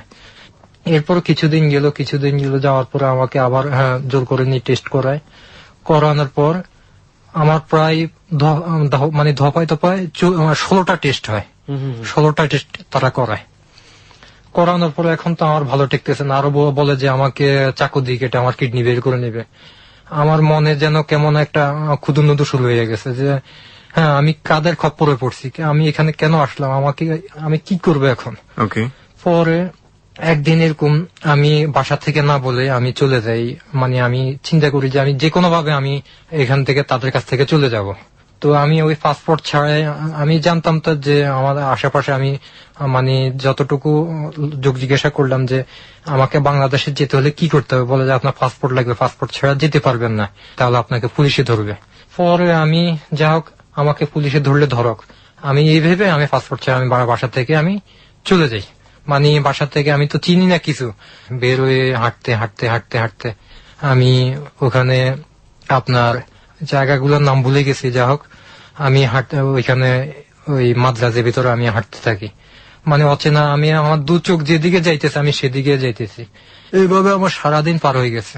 পার হয়ে যাওয়ার পর আমি রাত্রে তখন 10টা-11টা, আমি ভাবলাম আমি কিভাবে যাব, আমি কারো কথাবার্তা বুঝি না, মানে আমি যে কারো কাছ থেকে সাহায্য চাইবো যে আমাকে আপনারা সাহায্য করুন, আমাকে দেশে আমি এই সমস্যার ভিতরে পড়ছি, আমাকে আপনারা বাংলাদেশে পাঠানোর ব্যবস্থা করেন। আমি মানে কারো কাছে বলার মতো আমার কোনো ক্যাপাসিটি ছিল না, আমি কারো ভাষা বুঝি না এবং আমার ভাষা কেউ বুঝে না, আমি যে কথাগুলো বলি আমার ভাষা কেউ বুঝে না, আমি এমন অবস্থা।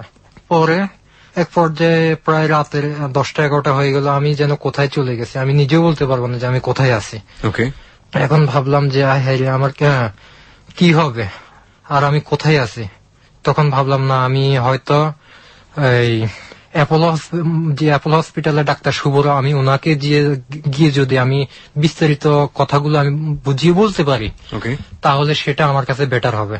তা আমি করলাম কি, ওইখানকার যতটুকু সম্ভব আমি জিজ্ঞাসা করে যে ব্রাদার অ্যাপোলো হসপিটাল হয় কোথায়, এগুলা বললাম। মানে বলতে বলতে আমাকে ওখানকার মানে যে লোকজন ছিল তো আমাকে পথ দেখাইছে, হাঁটতে আমি ওই অ্যাপোলোতে আসি। আসার পরে আমি ডাক্তার শুভরা যে চেম্বারটা ছিল আমি দেখলাম যে ওনার চেম্বার বন্ধ, হাসপাতালে ঢুকে দেখি। তারপর আমি যখন বের হয়ে আসার পরে হাসপাতাল থেকে বের হয়ে নেবে চেম্বারে, ওখান থেকে দোতলা থেকে আমি বের হয়ে আমি নিচতলায় আসার পরে হঠাৎ দেখি আমার সামনে বাবুল ভাই, ওনার চোখ অনেক গরম মানে গরম বড় বড় হয়ে আছে, বড় বড় চোখে আমার দিকে তাকাইতেছে। তাকাইয়া আমাকে বলে যে তুই সারাদিন কোথায় ছিলি, কোথায় গেছিস, তোকে আমরা খুঁজতে হয়রান, এই বলে আমাকে বাসায় নিয়ে গেল। বাসায় নিয়ে যাইয়া আমাকে ভাইয়া কি বলবো, বেল্ট দিয়ে আমাকে এমন মারলো, আমাকে প্রচন্ড মারধর করলো। পরে আমাকে বুঝাইতেছে, দেখ আমরা তোর কাছে সত্য ঘটনা বলি যে তুই পাটারি সাহেবকে কিডনি দিবি, সেজন্য আমরা তোকে ইন্ডিয়াতে আনছি, এতদিন আমরা তোকে বলিনি, যেহেতু তুই আমাদের সাথে আসবি না। আর তুই যদি এখান থেকে যদি হারাই যেতি তাইলে আমরা কার কাছ থেকে কিডনিটা পাইতাম, এটা বলে আমাকে। আমি বললাম আমি আমার জীবন চলে গেল, আমি কিডনি দেব না, আমি এত বড় কাজ করব না। আমি আমার বাবা মায়ের এক ছেলে, আমার বাবা মা আমার প্রতি অনেক আশা আছে, আমার বাবা মা ভাই বোন আমার প্রতি অনেক আশা আছে যে আমি বড় হয়ে তাদের সংসারে আমি আমার সংসারে হাল ধরবো, আমি এই ধরনের কোনো কাজ করবে না। তারা পরে আমাকে আমার কি বলবো ভাইয়া, আমার ওই যে পাটারি সাহেবের পরিবার উনি মোটামুটি সুন্দর ছিলেন, স্বাস্থ্য মাস্ত অনেক ভালো, প্রায় অনুমানিক তখন বয়স ছিল 30-35 বছর বয়স। উনি বাবুল ভাই কি বলবো হাউমাউ করে আমার পায়ে ধরে জড়াই ধরে কান্নাকাটি করতেছে যে ভাইরে তুই যদি আমাদেরকে কিডনি না দেস, পাটারি সাহেবকে কিডনি না দেস তাহলে পাটারি সাহেব মারা যাবে, পাটারি সাহেবের অগাধ সম্পত্তি, অনেক জায়গা জমি, ওনার অনেক টাকা পয়সা, তুই পাটারি সাহেবের ছেলে নাই মেয়ে নাই, তুই যদি পাটারি সাহেবকে কিডনির দান করস তাহলে আমরা অতি ভবিষ্যতে তোকে ছেলে হিসাবে আমরা দেখব, তোর জীবনে কোনোদিন টাকা পয়সা বা দুঃখ কষ্টের ভিতরে তোর পড়তে হবে না, তোকে আমরা এখানে থাকার জন্য একটা পাঁচতলা প্লাস পাঁচতলার একটা তালাতে তোকে লিখিত দিয়ে দিব যে তুই এখানে সারা জীবনের জন্য ওখানে থাকবি। আর কারণ বাজারে দোকান আছে ওনাদের, ওইখান থেকে একটা দোকান তোকে আমরা দিয়ে দেব তোর পছন্দ মতো। আর তোকে ব্যবসা করার জন্য আমরা নগদ মোটা অঙ্কের একটা টাকা দেব। ওকে, টাকা দিব এবং সারা জীবনের জন্য তুই আমাদের আত্মীয়ের মতো হয়ে আমাদের সাথে থাকবি আর যদি রাজি থাকস। আর আমি বললাম যে অতি ভবিষ্যতে দেখা গেছে আমি এই অপারেশন আমি আপনাদেরকে কিডনি দিব, দেওয়ার পর দেখা গেছে আমি অসুস্থ, আমি দেখা গেছে মারাও তো যেতে পারি। হ্যাঁ, তো বলে যে না, কিডনি দেওয়া এটা একটা সামান্য বিষয়। বলে যে আমাকে বুঝাইলো, মানুষের অতিরিক্ত আমাকে বুঝাইলো যে একটা কিডনি থাকে দেওয়ার মতো। হ্যাঁ, মানে যেটা কোনো কাজে লাগে না, মানুষ নাকি এক কিডনি দিয়ে সে তার জীবন যাপন করে। আমাকে এভাবে বুঝাইলো। তারপর পায়ের সাইডের রগ থাকে, ওই রগ নাকি মানে কোন অপারেশনের সময়, পাটারি সাহেবের অপারেশনে ওপেন হার্ট সার্জারির সময় পায়ের থেকে রক্ত মানে পায়ের থেকে রগ নিয়ে ওইখানে মানে রগ বসাইছে।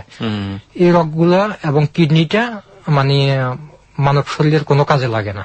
হ্যাঁ, কাজে লাগে না, এগুলো স্পেয়ার অতিরিক্ত হিসাবে থাকে। আমাকে এইভাবে বুঝাই দিচ্ছে। আমি তারপরও আমি বললাম যে না, আমি এই কাজ আমি কোনোভাবেই করব না। আমাকে বলে যে অতি ভবিষ্যতে তো যদি কোনোদিন অসুস্থ হয়ে পড়িস তো আমরা তোর সমস্ত চিকিৎসার সমস্ত খরচ তোকে আমরা দিব। আচ্ছা। এবং সারা জীবন তোর দুঃখে কষ্টে আমরা তোর পাশে থাকবো। তারপরও আমি কিডনি দিতে রাজি না। আমাকে কি বলবো ভাইয়া, এই ভদ্র মহিলা আমার পায়ে ধরে মানে জড়িয়ে অনেক কান্নাকাটি করতেছে। জি হ্যাঁ, এবং আমি বিশ্বাস না করাতে তারা করলো কি, আমার সামনে করলো কি, আল্লাহর পবিত্র কোরআন নিয়ে আসলো, এনে আমাকে বলে যে আমাদের কথাতে তুই যদি বিশ্বাস না করস, তখন আমাকে যে টর্চার গুলা করতেছে, পাশের রুমে কিন্তু পাটালি সাহেবের অসুস্থ অবস্থা শোয়া ছিল। আচ্ছা। পাটালি সাহেব সব শুনতেছে, সব দেখতেছে, কিন্তু উনার সারা শব্দ করার মতো মানে জোরে যে কথা বলবে, জোরে কথা সে অবস্থা ছিল না। সে অবস্থা ছিল না হাসপাতালে, এটা ইন্ডিয়াতে। জি, ইন্ডিয়াতে। কিন্তু এই মানে মারধর যেটা হয়েছে এটা বাসাতে। আচ্ছা।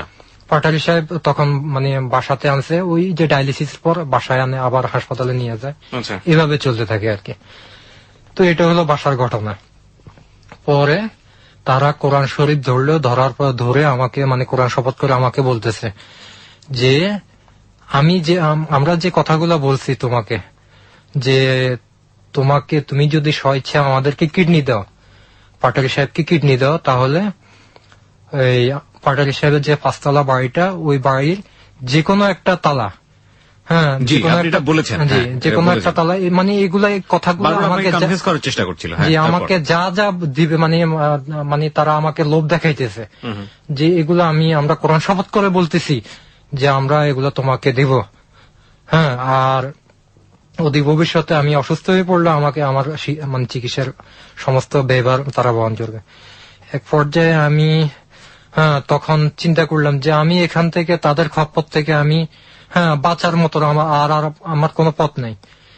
আর যদি দেখা গেছে আমি যদি মনে মনে চিন্তা করলাম যে আমি তাদের কথাতে যদি রাজি না হই, এমন আছে দেখা গেছে আমারও বর্তমানে আমার কিডনি নিয়ে তারা আমাকে মেরে এখানে ফেলে রেখে চলে যাবে।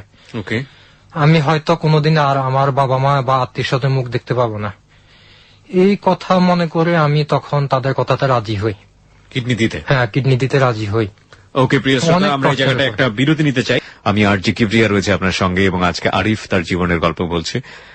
কতটা নির্মম হতে পারে একটা জীবনের গল্প, শুধু সেটাই শুনছি। এই মনুষ্য জীবন কত মূল্যবান একটা জীবন, দুনিয়াতে আসা, সিস্টেমের গ্যারা করে পড়ে এই জীবনটা কতটা অসহায় হয়ে যেতে পারে।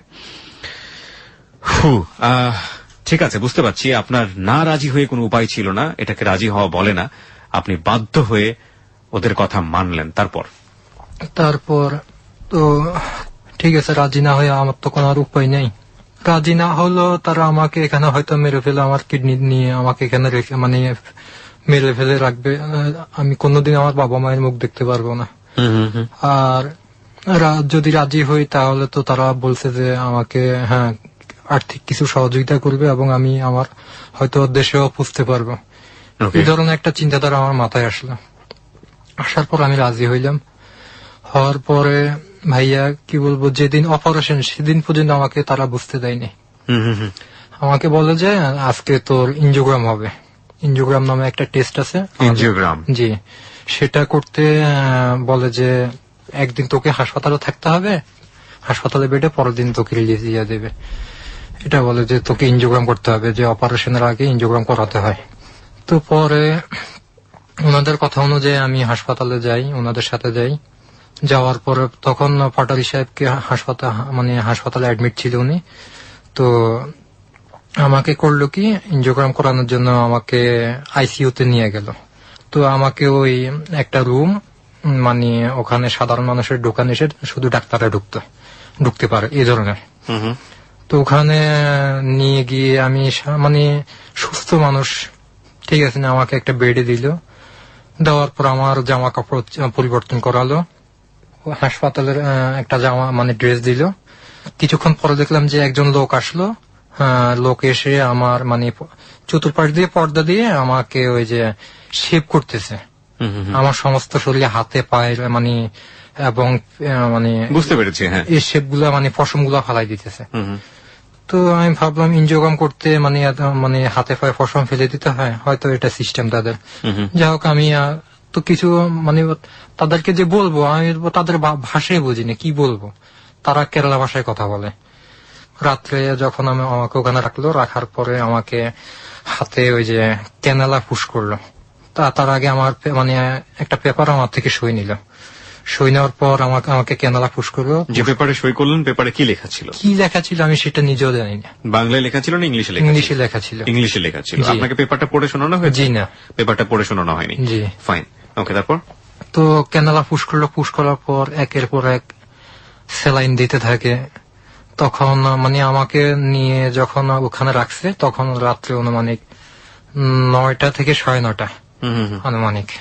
তো স্যালাইন দিতে থাকে একের পর এক। সারা রাত্রের ভিতরে আমি তখন ঘুম, আমার টেনশন, শুধু টেনশন হতো আর টেনশন হয় খালি, যে না অন্য কিছু করে আমি তখন মনে মনে ভাবতাম যে আমাকে মেরে না ফেলে, এখানে মেরে ফেলে না কি, দেখা গেছে আমাকে মেরেও তো ফেলতে পারে।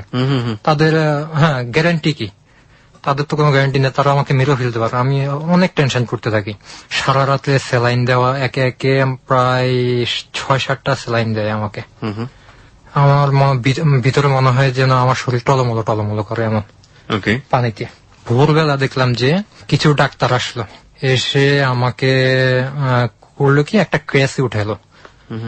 উঠাই আমার তখনও কিছু হয় না। আমি বললাম যে আমাকে ক্রেসে উঠায়, অবশ্যই হতে পারে ইনজিওগ্রাম করাবে। তো ক্রেসে উঠালো। উঠানোর পরে আমার যে টেস্টগুলার ফাইল আমার মাথার পাশ দিয়ে রাখলো। আবার দুজন লোক, একজন সামনে একজন পিছে, ঠেলতে এক রুম থেকে আরেক রুম থেকে আরেক রুম নিতেছে। আমি ভাবলাম এই রুম থেকে পর রুমে আমাকে, এই রুমের পর রুমে হয়তো গেলে আমাকে রুম হয়তো ইনজিওগ্রামের রুম হবে। কিন্তু নিতেছে অনেকগুলো রুম পার করলো এভাবে। এক পর্যায়ে দেখি আমাকে এমন একটা গলিতে, গলির পাশে, রুমের পাশে রাখলো, যে সাধারণতম দেখলে ওখানে কোনো মেশিন যন্ত্রপাতি নেই, সাধারণত রুম। ওখানে রাখার পরে এখন তার কিছু আমার ওই যে রিপোর্ট গুলা ডাক্তাররা দেখতেছে। দেখার পরে আমাকে কেসে করে ঠেলে একটা রুমে নিয়ে গেল। আচ্ছা, রুমটা ভাইয়া কিরকম, উপর থেকে উপরে অনেকগুলো বাতি আছে, অপারেশন থিয়েটার মতো। আমি যেটা ভাবলাম, এটা অপারেশনের বাতিগুলো, অনেকগুলো বাতি আছে, অপারেশন থিয়েটার মতো। এবং সিটটা ভাইয়া কি বলবো, চিকন করে সিট, অনেক লম্বা, একটা মানুষ শোয়ার মতো একটা চিকন করে সিট। আমাকে ধরাধরি করে ওখানে রাখলো।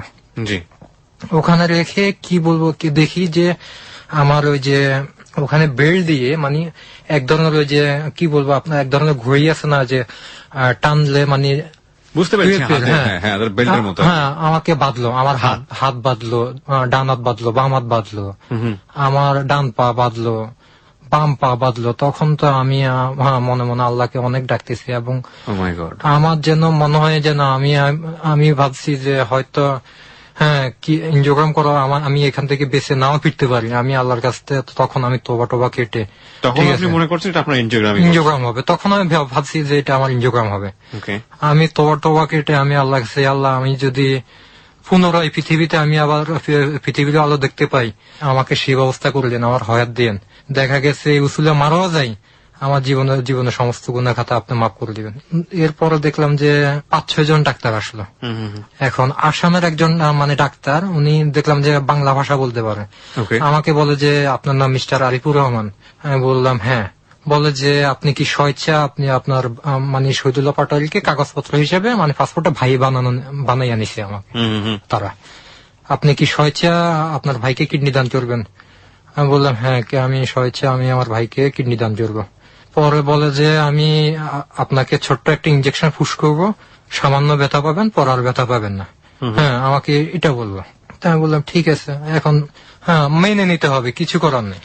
By the way, this is my point. ওইখানে তো আপনার চান্স ছিল, যেহেতু আপনি একজন ডাক্তারকে পেয়ে গেলেন, আপনি যদি ওখানে বলে দিতেন যে আমার কাছ থেকে এটা 2 নম্বরই করে নেওয়া হচ্ছে এবং আমি এটা বলি নাই এরকম যে আমি কোনো লোকজন পাইনি, আপনি সবকিছু বলে দিতে পারতেন এই মুহূর্তে, আপনি কেন বলেন? আমি তো বলি নাই যে হয়তো আমি ভাবছি যে সবকিছু তাদের মানে ইশারাতে হচ্ছে, সবকিছু তাদের ইশারাতে হচ্ছে। তো আপনি তার মানে ডাক্তারকেও বিলিভ করতে পারেননি যে ওনাকে বললেই যে আপনার একটা ব্যবস্থা হবে, তার কোনো নিশ্চয়তা না? তখন আমার এই ধরনের কোনো জ্ঞান বুদ্ধি ছিল না। Point right.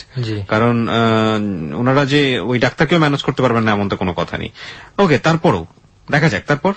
তারপর আমাকে আমার হাতে একটা ইনজেকশন পুশ করলো। পুশ করার পর তারপর দেখতেছি আমার মনে হয় যেন আমার অনেক ঘুম পাইতেছে, আমি অনেক ঘুম পাইতেছি, আমি চোখ আর মেলে রাখতে পারতেছি না এমন অবস্থা। এক পর্যায়ে আমি আর কিছু বলতে পারবো না।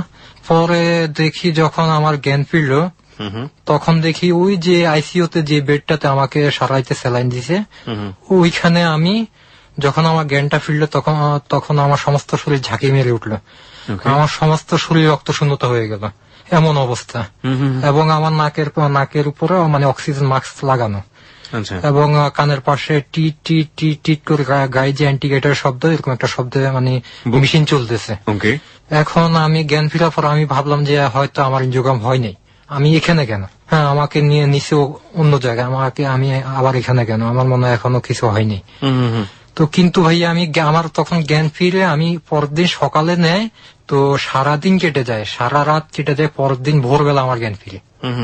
তো জ্ঞান ফেরার পর দেখতেছি অনেক ডাক্তার, আমি ওই যে অক্সিজেনটাতে আমি নিঃশ্বাস নিতেছি, আমি মানে আমার নাকের মানে আমার হাত পা তখন সবগুলো বাধা, আমি যে হাত পা টানতেছি নাড়াইতেছি আমি ছুটাইতে পারতেছি না।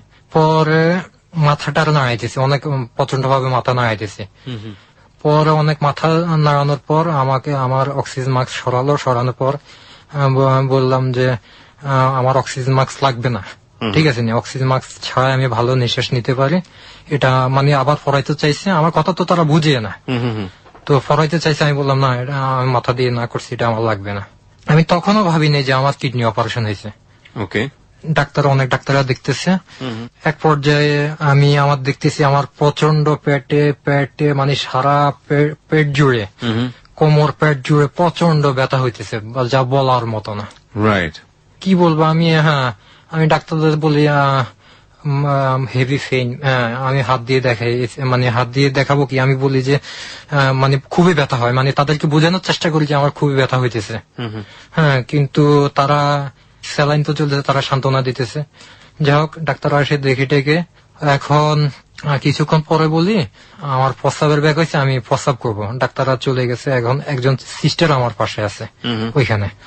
আমি ওই বললাম যে আই ডুইং ইউরিন, তো বলে যে শিওর আপনি করতে পারেন, মানে এক ধরনের উদাহরণ দিয়ে বুঝালো। আপনি নিজের মতো করে ইংরেজি যতটুকু পারেন বোঝানোর চেষ্টা করছি। তো আমাকে বলে যে করবো, তো আমি কেন, আমি বিছনায় কিভাবে প্রস্রাব করবো? বলে যে আপনি করেন, সমস্যা নাই, প্রস্রাবের মানে ব্যাগ দেওয়া হয়েছে। আমাকে নিচে দেখালো যে মানে আমাকে বলে যে একটু কল্লাটাকে একটু কাট করেন, কাট করার পর আমাকে নিচে দেখাইলো যে ওখানে প্রস্রাবের ব্যাগ দেওয়া আছে, আপনি প্রস্রাব করলে বিছনায় পড়বেন, ওখানে পড়বে, করতে পারেন। তো আমি নিচের দিকে তাকিয়ে দেখি যে একটা উপর থেকে পাইপ গিয়ে একটা রক্তের ব্যাগের ভিতরে অনেকগুলো রক্ত জমা হয়ে গেছে। আমি তা দেখে তো আমি অনেক ঘাবড়ে যাই, হাইরে আমার সাথে কি যেন হয়েছে। পরে আমি প্রস্রাব করার জন্য অনেক চেষ্টা করি, প্রস্রাবের ব্যাগ হয় কিন্তু প্রস্রাব আসে না, মানে অনেক আটকে আটকে প্রস্রাব আসে। তারপর আমার এভাবে যখন আমার সারাদিন গেল, আমার মানে এত পিপাসা পাইছে যে আমি পানি খাওয়া, আমার কোনো খাবার দিতেছে না, আমাকে কোনো পানি দিতেছে না, আমার হাত পা বেঁধে রাখছে। তো আর স্যালাইন দিতেছে। তো আর আমি আমার খুবই খিদে পাইছে এবং পানির পিপার সাথে আমার গলা ফেটে মানে মানে খান খান হয়ে যাইতেছে। আমার মনে হচ্ছে একটু পানি পেলে আমার মানে দম আসতো, আমার দম মনে হয় বের হয়ে যায়, এমন অবস্থা। কিন্তু যত ডাক্তার আমাকে দেখতে আসে, আমি পানির কথা বললে, খাবার কথা বললে আমাকে সান্ত্বনা দিয়ে চলে যায়। ও পানি আর খাবার আর দেয় না। তো ওই দিন সারাদিন যাওয়ার পর ওই দিন রাতে অনেক ডাক্তার কমে গেছে, রাত্রে প্রায় 2টা-2:30 বাজে। আমি ওই সিস্টারকে অনেকভাবে বলি যে আমাকে সামান্য একটু পানি দেন। হ্যাঁ, অন্তত বলে যে আপনাকে পানি দেওয়া যাবে না। আমি বললাম যে সামান্য একটু পানি দেন। পরে আমি সিস্টারকে এক পর্যায়ে আমি পানি দেখলাম যে আমাকে আর পানি তারা দিবে না, কিন্তু পানির জন্য আমার ভীষণ কষ্ট হচ্ছে। পরে আমি বললাম যে আমার হাতটা একটু খুলে দেন, ডাইন হাতটা একটু খুলে দেন, আপনার সাথে কথা দিচ্ছি, আমি কিছুই মানে নষ্ট করবো না, এখান থেকে কিছুই খুলবো না। আমি বাংলা ভাষায় বলছি, তারা বুঝতে পারছি কিনা জানি না, যে আমি কোনো কিছু ক্ষতি করবো না, শুধু আমার হাতটা অবশ্যই যাইতেছে, আমার হাতটাকে একটু খুলে দেন। তো সিস্টার এক পর্যায়ে আমার কথার এক পর্যায়ে অনেকবার রিকোয়েস্ট করার পর সে আমার হাতটাকে খুলে দেয়। খুলে দেওয়ার সাথে সাথে ভাইয়া কি বলবো, আমি তখন খপ করে আমি তার জামার মধ্যে খপ করে ধরছি এই কারণে যে আমাকে পানি দিতে হবে। এত পানির তেষ্টা আমার পাইছে, এত কষ্ট মানে পাইতেছি আমি। পরে আমি যত চেষ্টা করছি, আমি ছাড়তেছি না। আমি বলছি যে আমাকে একটু হলেও পানি দিতে হবে, যদি আপনি আমার সাথে কথা দেন, একটু যদি পানি দেন, খাওয়ার জন্য একটু হলেও পানি দেন, তাহলে আমি আপনাকে ছাড়তে পারি। বলে যে তোমাকে পানি দিলে সমস্যা আছে, তোমার সমস্যা হবে, তোমার এই কিডনি অপারেশনে। আমি তখন তার মুখ থেকে ফার্স্ট আমি এই অপারেশনের কথা শুনি। আমি শুনে তো ভাইয়া আমার আসমান জমিন। আমি হায়রে, আমি তখন মনে হয় যে অসহায়ের মতো আমি কাঁদতে থাকি। হ্যাঁ, তখন আমার পাশে কেউ ছিল না, একমাত্র আল্লাহ ছাড়া, উপর আল্লাহ ছাড়া আমার পাশে কেউ ছিল না। আমি ঝরঝর করে আমার ওখানে চোখের পানি পড়ে। তো এক পর্যায়ে সিস্টারকে অনেকে না ছাড়ার পর কাকতি মিনতি করার পর আমাকে 1 কাপ মাত্র পানি দিল। বলে যে ঠিক আছে, আমি আপনাকে পানি দেব, আপনার হাতটাকে আবার যে জায়গায় আছে ওই জায়গায় বাঁধতে হবে বেল্ট দিয়ে। সে জায়গায় যদি বাঁধি, তা বাঁধার পরে আমি আপনাকে পানি দেব। তো যাই হোক, আমি দেওয়ার পরে আমি বাঁধলাম, উনি বাঁধলো। বাঁধার পরে আমাকে 1 কাপ পানি দিছে মুখে। ওই 1 কাপ পানি আমার সমস্ত মুখ লোট হয়ে রয়েছে, এমন অবস্থা। ভিতরে ঢুকতেছে না, সমস্ত মুখ আমার লোটে মানে এমন হয়ে রয়েছে। যাই হোক, 3 দিন পর, এই 3 দিন পর্যন্ত আমাকে কোনো খাবারও দেয়নি তারা। আমার খাবারে পানির তেষ্টায় আমার 3টা দিন আমার যে কেমন কাটছে আমি জানি, আমার আল্লাহ জানে। পরে আমাকে আইসিইউ থেকে আমাকে অন্য বেডে দিল হাসপাতালের এখান থেকে। দেওয়ার পরে আমার পাশে কেউ নেই। ওই পাটালি সাহেবের পরিবার আমার সাথে দেখা করতে আসে না। ওই পাটালি সাহেবের যে শালা আমাকে মানে আমার সাথে এত অভিনয় করে এই কিডনি দেওয়ার জন্য আমাকে বাধ্য করছে, উনি আমাকে আর দেখতে আসে না। আমি ওইখানে হাসপাতালে বেডে, আমার পাশে সারাক্ষণ সিস্টার ছিল, ডাক্তার আসতো, ওনারা দেখতো। তো ওনারা আমার গা মুছাই দিত, আমাকে ব্রাশ করাই দিত। তারপর আমাকে বলতো যে অপারেশনের যে সাইডটা, ওই সাইডটাতে প্রায় 18 ইঞ্চি কাটা। ভাইয়া, একটা মানুষের। প্রিয় শ্রোতা, আমরা এই ছবিটি এই মুহূর্তে ফেসবুকে দিয়ে দিচ্ছি। ওর যে কিডনিটা নেওয়া হয়েছে, সেই কিডনি এরিয়া, যেটা কাটার দাগটা এখনো আছে, বিশাল এরিয়া জুড়ে কাটা। আপনারা দেখলে বুঝতে পারবেন যে কতটা বড় অপারেশন ছিল এটা। আপনারা চলে আসুন আমাদের ফেসবুক পেজে। আমাদের ফেসবুকে গেলেই ওই ছবিটা দেখতে পাবেন। আমাদের ফেসবুকের ঠিকানা www.facebook.com/hello8920। আমি আবারও বলছি, www.facebook.com/HELLO8920। পেজটি আছে আরজে কিবরিয়া নামে। ওখানে লাইক দেওয়ার সঙ্গে সঙ্গে আপনি আমাদের hello 8920 মেম্বার হয়ে যাবেন। বলুন তারপর। জি, আমাকে সিস্টার বললো, ওই তখন আমি সোজা হয়ে মানে দাঁড়াতে পারতাম না। তো 3-4 দিনের মাথায় আমাকে ধরে ধরে হাঁটাতো। তো আমাকে সিস্টার বলছে যে তুমি যত সোজা হয়ে, যে সাইডটাতে অপারেশন হয়েছে, সিলাই হয়েছে, ব্যান্ডেজ হয়েছে, ওই সাইডটাতে আমি একটু কাত হয়ে থাকতাম। তো আমাকে বলছে ওই সাইডটাতে যতই ব্যথা পাও ওই সাইডটা থেকে একটু টানা দিয়ে অন্য সাইডে মানে তুমি বাঁকা মানে এক্সারসাইজ করলে তাহলে তুমি অতি ভবিষ্যতে তুমি সোজা হয়ে হাঁটতে পারবে, না হলে আর কোনোদিন তুমি সোজা হয়ে হাঁটতে পারবে না, তোমার এক সাইড এভাবে বাঁকা হয়ে হাঁটতে হবে। 10 দিনের মাথায় আমার ব্যান্ডেজ ট্যান্ডেজ খুলে দিল, সিলাইটা ছিল, তো আমাকে হাসপাতাল থেকে মানে ওনারা রিলিজ করে দিল, কোন রকম হাঁটতে পারি। তো আবার বলে যে 3 দিন পরে তুমি মানে আমার অপারেশন সিলাইগুলা আবার হাসপাতালে গিয়ে কাটাতে হবে। তো 3 দিন পরে যাওয়ার পরে আমার সিলাইগুলা কাটে। এখন তো আমার মন খুবই খারাপ, তো এবং অসুস্থ শারীরিক ভাবে আমি আমার শরীরে তেমন একটা বল শক্তি পেতাম না, কোন রকম হাঁটতাম।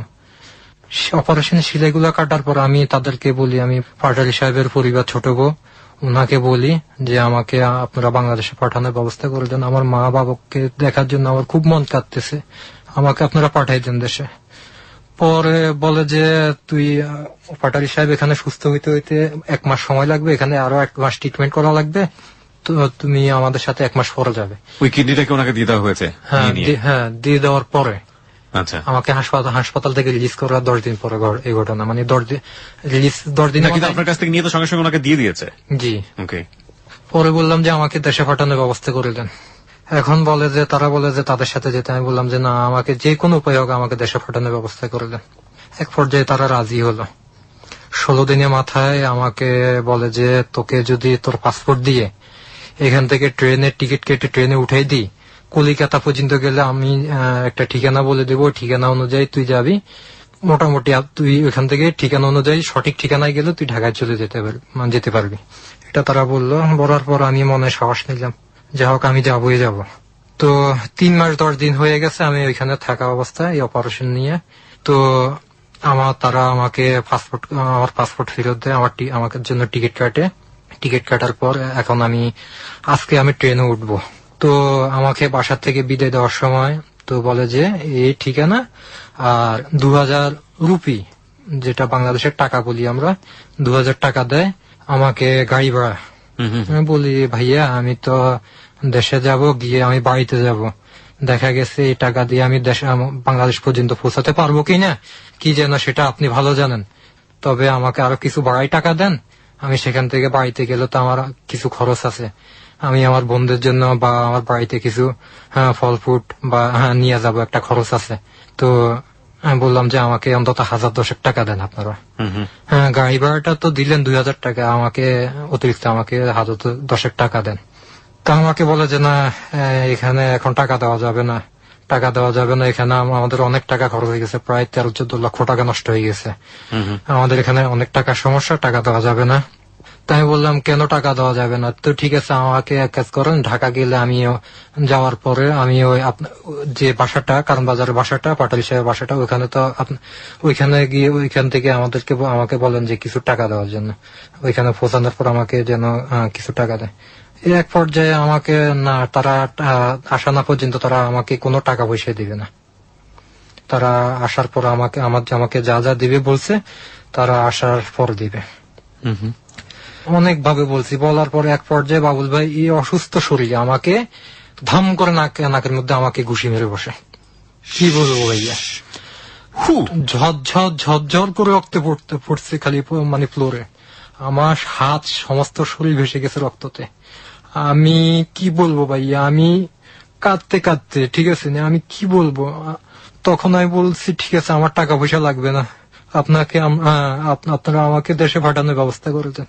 পরে রক্ত ধুয়ে পরে নাক টাক মুছে, তারপরও নাকের থেকে রক্ত পড়তেছে, যা হোক রক্ত বন্ধ হওয়ার পর উনি আমাকে সিএনজি করে নিয়ে উনি আমাকে ট্রেন স্টেশন নিয়ে ট্রেনে উঠাই দিল। ওকে প্রিয় শ্রোতা, আমরা এই জায়গাটা একটা বিরতি নিতে চাই। জীবনের গল্প এখানে থেমে থাকলে তাহলেও হয়তো বা কিছুটা হতো। এই একটা শরীরের কিডনি গেছে, এটাকে যেভাবে মেনে নেওয়া যায় না, এর পরেরটুকু সেটাও আপনি মেনে নিতে পারবেন না। ফিরবো ঠিক রাত 1টার টাইম চেক হওয়ার সঙ্গে সঙ্গে। আরিফ আজকে জীবনের গল্প বলছে, ওকে দেখতে চাইলে আপনারা চলে আসতে পারেন আমাদের ফেসবুক পেজে। হ্যাঁ আরিফ, তারপর জি ট্রেনে উঠে দেয়। তো 16 দিনের মাথায় চিন্তা করেন, তারা আমাকে আমার অপারেশনের 16 দিনের মাথায় তারা আমাকে একা ছেড়ে দেয় এভাবে।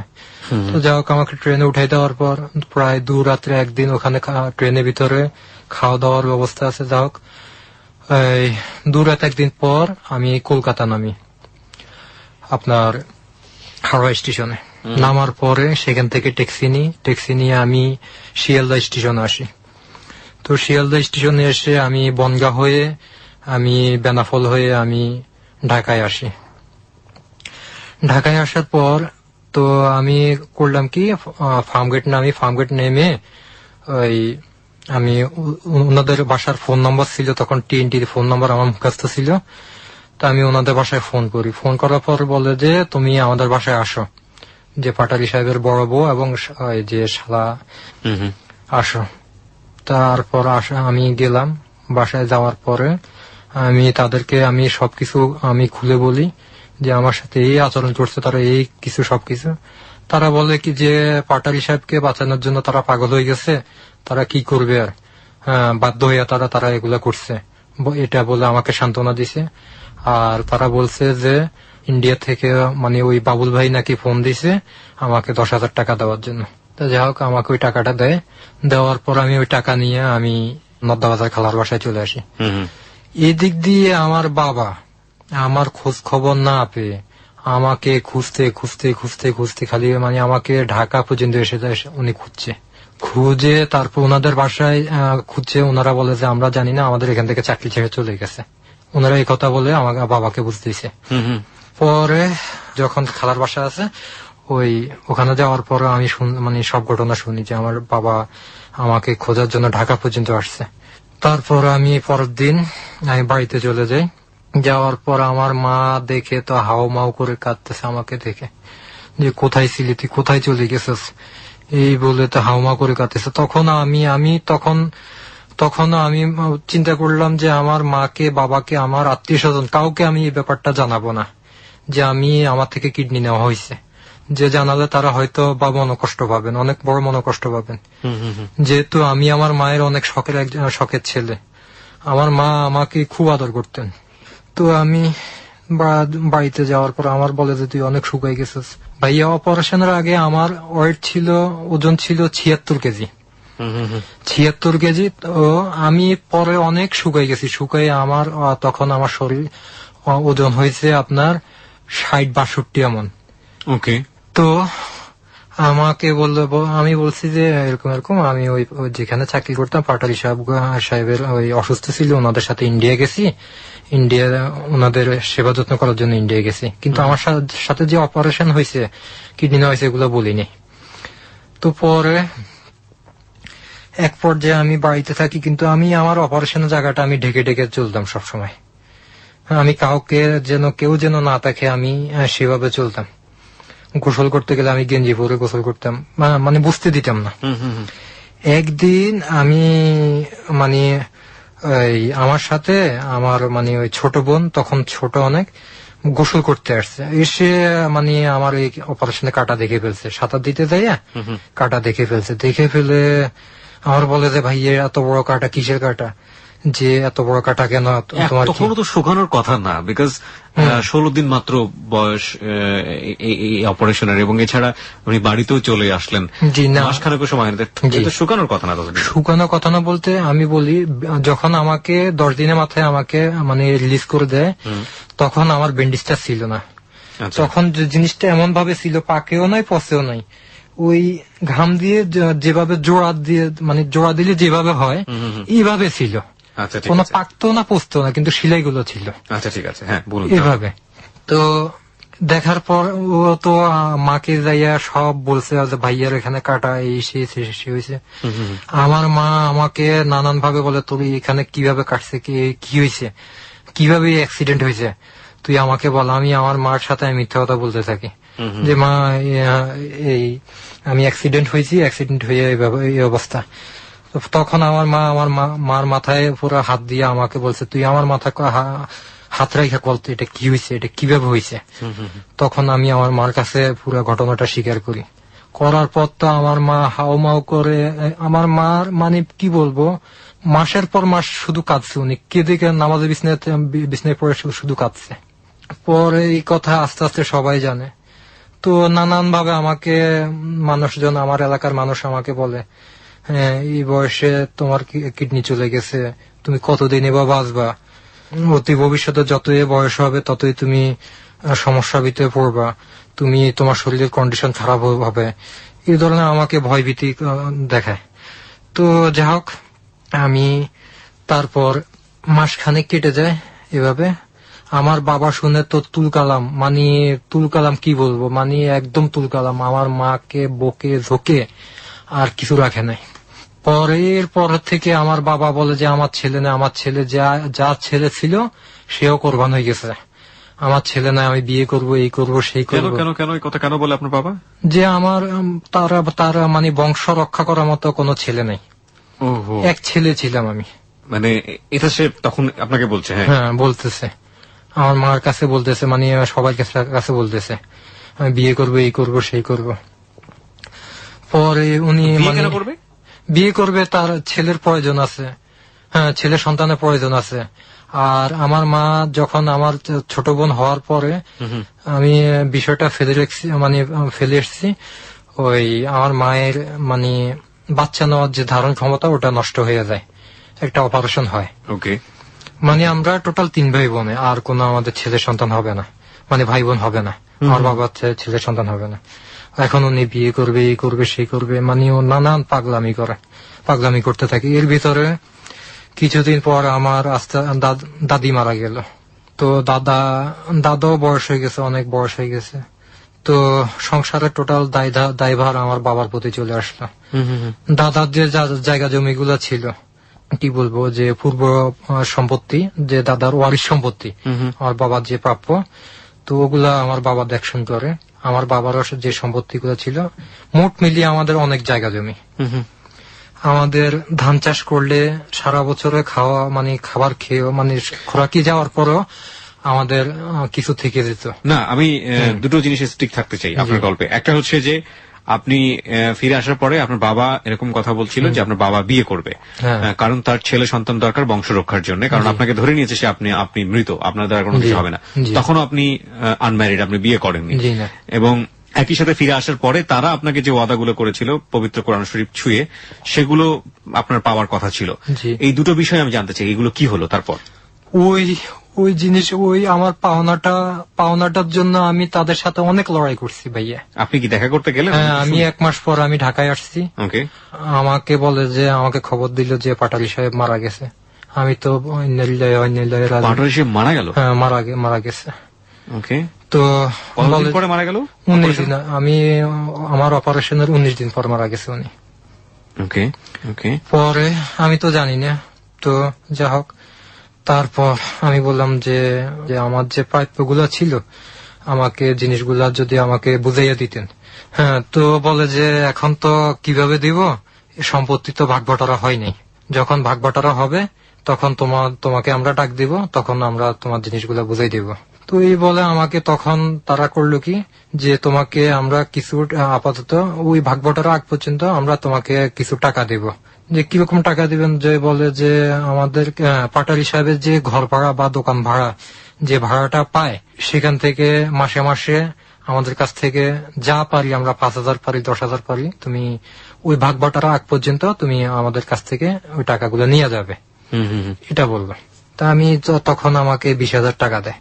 দেওয়ার পরে তো 20,000 টাকা দিয়ে আমাকে থেকে একটা সিগনেচার রাখে। হ্যাঁ, সিগনেচার রাখে। কিসের সিগনেচার ছিল এটা? যে আমি টাকা 20,000 টাকা বুঝিয়ে পাইছি। তো পরে আমাকে বলে যে তুমি পরের মাসে আইসো। তো এভাবে আমি ওই টাকা নিয়ে চলে যাই, পুরো টাকাটা আমার মায়ের হাতে দিই। আমি বলি যে এই ব্যাপার। তো যাই হোক, পরবর্তীতে আমি আবার এভাবে ঢাকা আসতে থাকি এবং বলি, ওই যে দোকান দিবে, আমাকে ফ্ল্যাট দিবে, এগুলা বললে যে এগুলা ভাগ বাটারা হয়নি, যখন ভাগ বাটারা হবে তখন তোমার জিনিস দেওয়া হবে। তো আমাকে এবার প্রত্যেক মাসে মাসে আসলে, ওই বাসা ভাড়া পেলে মাসের 10 তারিখে, 8, 9 থেকে 10 তারিখে আসতাম। আসলে আমাকে তারা বলে দিছে। তো এইভাবে 5,000, কোনো মাসে 5,000 টাকা, কোনো মাসে 10,000 টাকা, বা কোনো মাসে 12,000 টাকা, বা কোনো মাসে 15,000 টাকা। কতদিন পর্যন্ত দিয়েছে? এইভাবে 2 বছর পর্যন্ত আমাকে প্রায় 2,10,000 টাকা দেয়।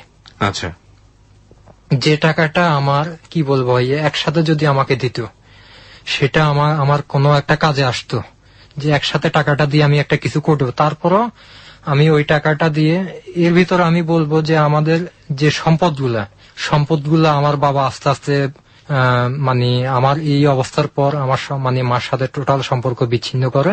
তো উনি বিয়ে করবে আমাদের বাড়ির এক কাজের মেয়েকে উনি গোপনে বিয়ে করছে, কিন্তু আমরা জানি না। বিয়ে করে ফেলেছে? হ্যাঁ, বিয়ে করছে, কাজী অফিসে গিয়ে বিয়ে করছে, কিন্তু আমরা জানি না। তখন আমার ছোট বোনের বিয়ে হয়নি, বড় বোনের বিয়ে হয়েছে, বিয়ে দিছি। তো আমাদের মানে ঘর ছিল কেরের ঘর। তো আমাকে আমার মা বলে যে মানে ওই যে টাকাটা আনতাম, ওই টাকা থেকে আমাদের মানে আমার মা করলো কি, আমাদের ঘরটা টিনের ঘর করার জন্য চেষ্টা দিয়ে ওই টাকা থেকে ওই যে টাকাটা মানে পেতাম, তো আসার পর ওই টাকাটা আমার মায়ের হাতে দিতাম। দেওয়ার পর ওই টাকা থেকে ওই ঘরটাকে উন্নত বলতে একটা টিনের চৌচালা টিনের ঘর তৈরি করে মানে আস্তে আস্তে করলো। যে করার উদ্দেশ্য হলো আমার মানে বাকি আর একটা বোন আছে, ওনাকে মানে ওদেরকে যদি ভালো কোনো জায়গায় বিয়ে দিতে হয়, তাহলে আমাদের পরিবেশ অন্তত ঘর দুয়ারটা অন্তত একটু ভালো থাকতে হবে, ভালো করতে হবে। এই ধরনের একটা চিন্তাধারা আমার আর আমার মায়ের মাথায় আসলো। তখন ওই টাকা থেকে চৌচালা একটা টিনের ঘর করলো, সেখানে প্রায় 1,30,000 টাকার মতো নষ্ট হলো। এবং কিছু পাইবার আমাদের যে আমার বড় বোন মানে আমার পরে যে আইরিনকে বিয়ে দিলাম, তখন ওনারা দেখতে আসছে আমাদের ঘরে কি বলবো বসার মতো একটা চেয়ার ছিল না। তো আমার মা করলো কি, এই খাট কিনলো বা সংসারে পাই ফার্নিচার কিছু করলো।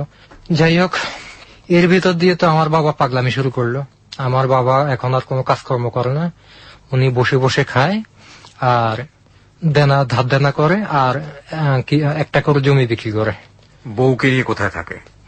বউকে তখনও মানে বউয়ের বাড়িতে থাকে। উনি করে কি, ওই বাড়িতে গিয়ে সময় দিয়ে আসে।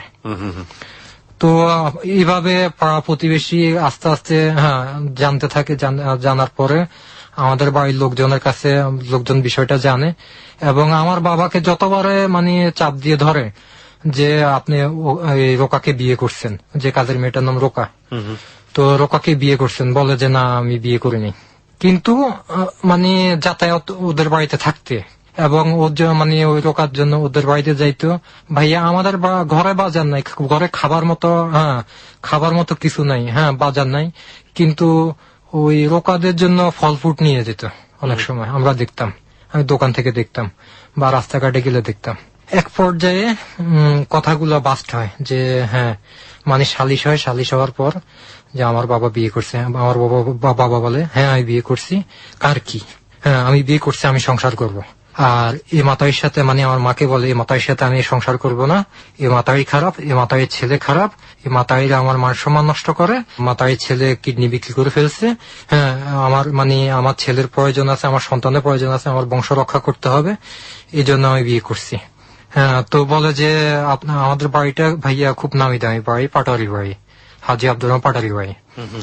তো বাড়ির মুরব্বীরা বলে যে না, তাইলে আপনি ওই মেয়েকে নিয়ে এ বাড়িতে আপনি উঠতে পারবেন না, আমরা উঠতে দেব না। তো পরে গিয়ে রাস্তার পাশে আমাদের কিছু জমি থাকে, উনি ওখানে ঘর করে, ওখানে ওই মানে মেয়েকে নিয়ে থাকে। মানে আমাদের টোটাল বাজার খরচ আমাদের ব্যাপারে টোটাল কিছু জানে না। আর এই আমাদের জায়গা জমিগুলো বিক্রি করতে করতে করতে করতে এক পর্যায়ে সব শেষ করে ফেলে। কি বলবো, আমার অপারেশন হওয়ার প্রায় বিগত 14-15 বছর চলে। এই 14-15 বছরের ভিতরে আমরা যে ঘরটাতে থাকি, ওই ঘর বিটারটুকু ছাড়া উনি সব বিক্রি করে ফেলে।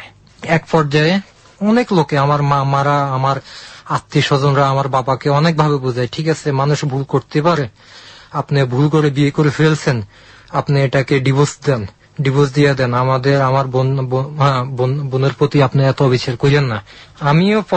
আমি অনেক ভাবে চেষ্টা করি যে আমার বাবা যেন মানে ওই সংসারকে ত্যাগ করে আমার মায়ের সাথে আবার পুনরায় সংসার করে। তো আমার চেষ্টা, আমার আত্মীয় স্বজনের চেষ্টা, আমার মামাদের চেষ্টা সম্পূর্ণ বৃথা হয়। উনি ওনার সিদ্ধান্তে অটুট, ওই মেয়েকে নিয়ে সংসার করবে। তারপর আমি ঢাকায় আসি, আমাকে যে বলছে যে আমার পাওনাগুলো দিবে, কিন্তু এক পর্যায়ে যখন এভাবে টাকা দিতে দিতে যখন মানে বছর খানেক গেল, বছর খানেক যাওয়ার পর আমি ওই যে আমার বাসার ব্যাপারে যে আমাকে বাসা দেবে, দোকান দেবে, আমি এগুলো বলি, তারা তখন আমার প্রতি রাগ হয়ে যায়। এই করে আমার এক পর্যায়ে আমাকে বাসা থেকে বের করে দেয়। বের করে দেওয়ার পরে আমি গ্রাম থেকে, ভাইয়া বিশেষ করে গ্রাম থেকে ঢাকায় আসি ওনাদেরকে উদ্দেশ্য করে ওনাদের সাথে কথা বলবো যে আমার এই ব্যাপারটা সম্বন্ধে। কিন্তু আমাকে বাসা থেকে ধাক্কা, মানে ওই যখন দোকান এবং বাসার কথাগুলো বলি, তখন আমাকে রাগারাগির এক পর্যায়ে আমাকে বাসা থেকে বের করে দেয়। দেওয়ার পরে তখন ওই মহল্লাতে কিছু মানে এলাকার মানে ছেলেরা গল্প করতেছে। আমি তখন কাঁদতে কাঁদতে আমি তাদেরকে গিয়ে বলি যে ভাইয়া এই ব্যাপার, আমাকে আমার সাথে এই আচরণ করতেছে, আমার সাথে এই হয়েছে এবং এই আচরণ করতেছে, আমাকে আমার জিনিসগুলো বুঝাই দিয়েছে না, এই ব্যাপার। বলার পরে ওই মহল্লার ছেলে পেলেগুলা তাদের বাসায় সব মনে হয় 20-25 জন ছেলে তাদের বাসায় দরজায় নক করার পরে বলে যে এই ব্যাপার। দরজা খোলার পরে যে এই ছেলের সাথে তোমাদের এগুলো হয়েছে কিনা, বলে যে হ্যাঁ হয়েছে। হ্যাঁ, তো তোমরা এই ছেলের প্রাপ্য বুঝাই দাও না কেন? বলে যে পাটারি সাহেব মারা গেছে, এখন এই ওয়ারিশের সম্পত্তি অনেকে হয়ে গেছে, অনেকে বলতে 2 বউ, পাটারি সাহেবের ছোট ভাই, এরা অনেকে হয়ে গেছে, এখন আমরা এককভাবে তো কিছু করতে পারি না। পরে বলে যে আগামী 1 সপ্তাহের ভিতরে তুমি এই ছেলের যে যা যা প্রাপ্য ছিল সব তোমরা বুঝাইয়া দিবে। এই বলে আমাকে তারা ওই ছেলেরা আমাকে সান্ত্বনা দিয়ে আমাকে তাদের পকেট থেকে 1000 টাকা দিয়ে আমাকে দেশে চলে যেতে বলে, যে তোমার যদি থাকার জায়গা না থাকে তুমি দেশে চলে যাও এবং 1 সপ্তাহ পরে ঢাকায় এসে আমাদের সাথে দেখা করো, আমরা তোমার জিনিসগুলা যে বুঝিয়ে দিব তোমাকে। এগুলো নিয়ে কি আপনার কোন ধরনের কোন লেখাপড়া হয়েছিল? মানে এই যে আপনাকে যারা দিবে এটার একটা লিখিত দলিল, এগুলো কি আপনার সাথে হয়েছিল? না ভাইয়া, শুধু ওই কোরআন শরীফের উপর হাত দিয়ে শপথ করা। তখন আমি ওই যে যাওয়ার পরে এখন দেখি আমি যাইয়া আমি কিন্তু জানতাম না যে আমি কার কাছে বিচার দিছি, কাদের কাছে বিচার দিছি। ওই লোকগুলা ছিল পিচ্চি হান্নান বাহিনীর, মানে হান্নান বাহিনী, মানে ওই লোকটাই ছিল পিচ্চি হান্নান, ওনাদের মানে যারা লিডার ছিল পিচ্চি হান্নান। আমি জানতাম না, কিন্তু পরে শুনছি। তো পরে আমি তখন ওনার কাছে যাই, যাওয়ার পরে ওই হান্নান ভাইয়ের কাছে যাওয়ার পরে আমি বলি যে ভাইয়া আমি তো আসছি, আমাকে আসতে বলছেন, এখন কি করবেন করেন। এখন তাদের দেখি মতটা অন্যরকম, তাদের মত পাল্টে গেছে। তারা বলে যে আমরা যতটুকু সম্ভব আমরা চেষ্টা করছি, আর যাকে তুমি কিডনি দিছো সে তো মারাই গেছে, এখন আমরা দেখা গেছে যদি এ নিয়ে তাদেরকে প্রেসার করি তাহলে তারা ঠিক আছে নিয়ে আমাদেরকে বা পুলিশ দিয়ে ধরাই দিবে, এই সে মানে মানে টোটাল টাকা দিয়ে তাদেরকে কিনে ফেলছে। তাদের কাছে আমি আর কোনো মানে বিচার পেলাম না পাওয়ার পর আমি তখন আবার দেশে চলে যাই। যাওয়ার পরে এখন আমার তখন কর্মের জন্য আমি ঢাকায় আসি। এসে আমি গুলিস্তান এক জুতার দোকানে চাকরি নিই। তারপর আমি চেষ্টা করতে থাকি যে আমি কার কাছে গেলে আমি আমার এই ন্যায্য বিচার পাবো। তখন আমার এক পরিচিত তেজগাঁ কলেজে পড়ে, মানে আমার বাড়ির পাশে বাড়ি, ওনার কাছ থেকে আমি ওই কমিশনারের কাছে যাই। ওনার মাধ্যমে যাওয়ার পর কমিশনার কাছে আমি এই বিষয়গুলো খুলে বলি। আমার এই বিষয়গুলো খুলে বলার পর কমিশনার নোটিশ পাঠিয়ে ওনাদেরকে মানে কমিশনার অফিসে ডাকাইয়ে একটা সালিশ হয়। তো সে সালিশে তারা সবকিছু স্বীকার করে এবং আমাকে যে মানে টাকা দিবে, দোকান দিবে এবং কি মানে ফ্ল্যাট দিবে, ফ্ল্যাটের একটা মানে তালা দিবে, তো আমার এগুলা স্বীকার করে না। আমি বলছি, তো বলে যে তোমার কথা তো ভুল আছে, তারা তো এগুলো বলে নাই। আমি বলছি কিভাবে, তোমার সাথে কি কোনো লেখাপড়া হয়েছে? আমি বললাম না, আমার সাথে লেখাপড়া হয়নি, কিন্তু তারা আমার সাথে কোরআন শপথ পড়ছে। তো আনোয়ার কমিশনার বলে যে ঠিক আছে, আপনারা যদি কোরআন শপথ করে যদি বলতে পারেন যে এই ছেলের সাথে এই ধরনের কোনো চুক্তি হয় নাই বা এই ধরনের আপনারা এই ছেলের সাথে অন্যায় করেন নাই, তাহলে ঠিক আছে, এই ছেলেকে আমি কিভাবে বিদায় দিতে হবে আমি বিদায় দিব, আমি আপনাদের সাথে কোনো ঝামেলা করবো না। আর যদি কোরআন শপথ করে আপনারা যদি না বলতে পারেন আমার সামনে, তাহলে আপনারা এই ছেলের কি প্রাপ্য এবং আপনারা বুঝিয়ে দিবেন এবং কেন এই অন্যায়টা আপনারা করছেন এই ছেলের সাথে।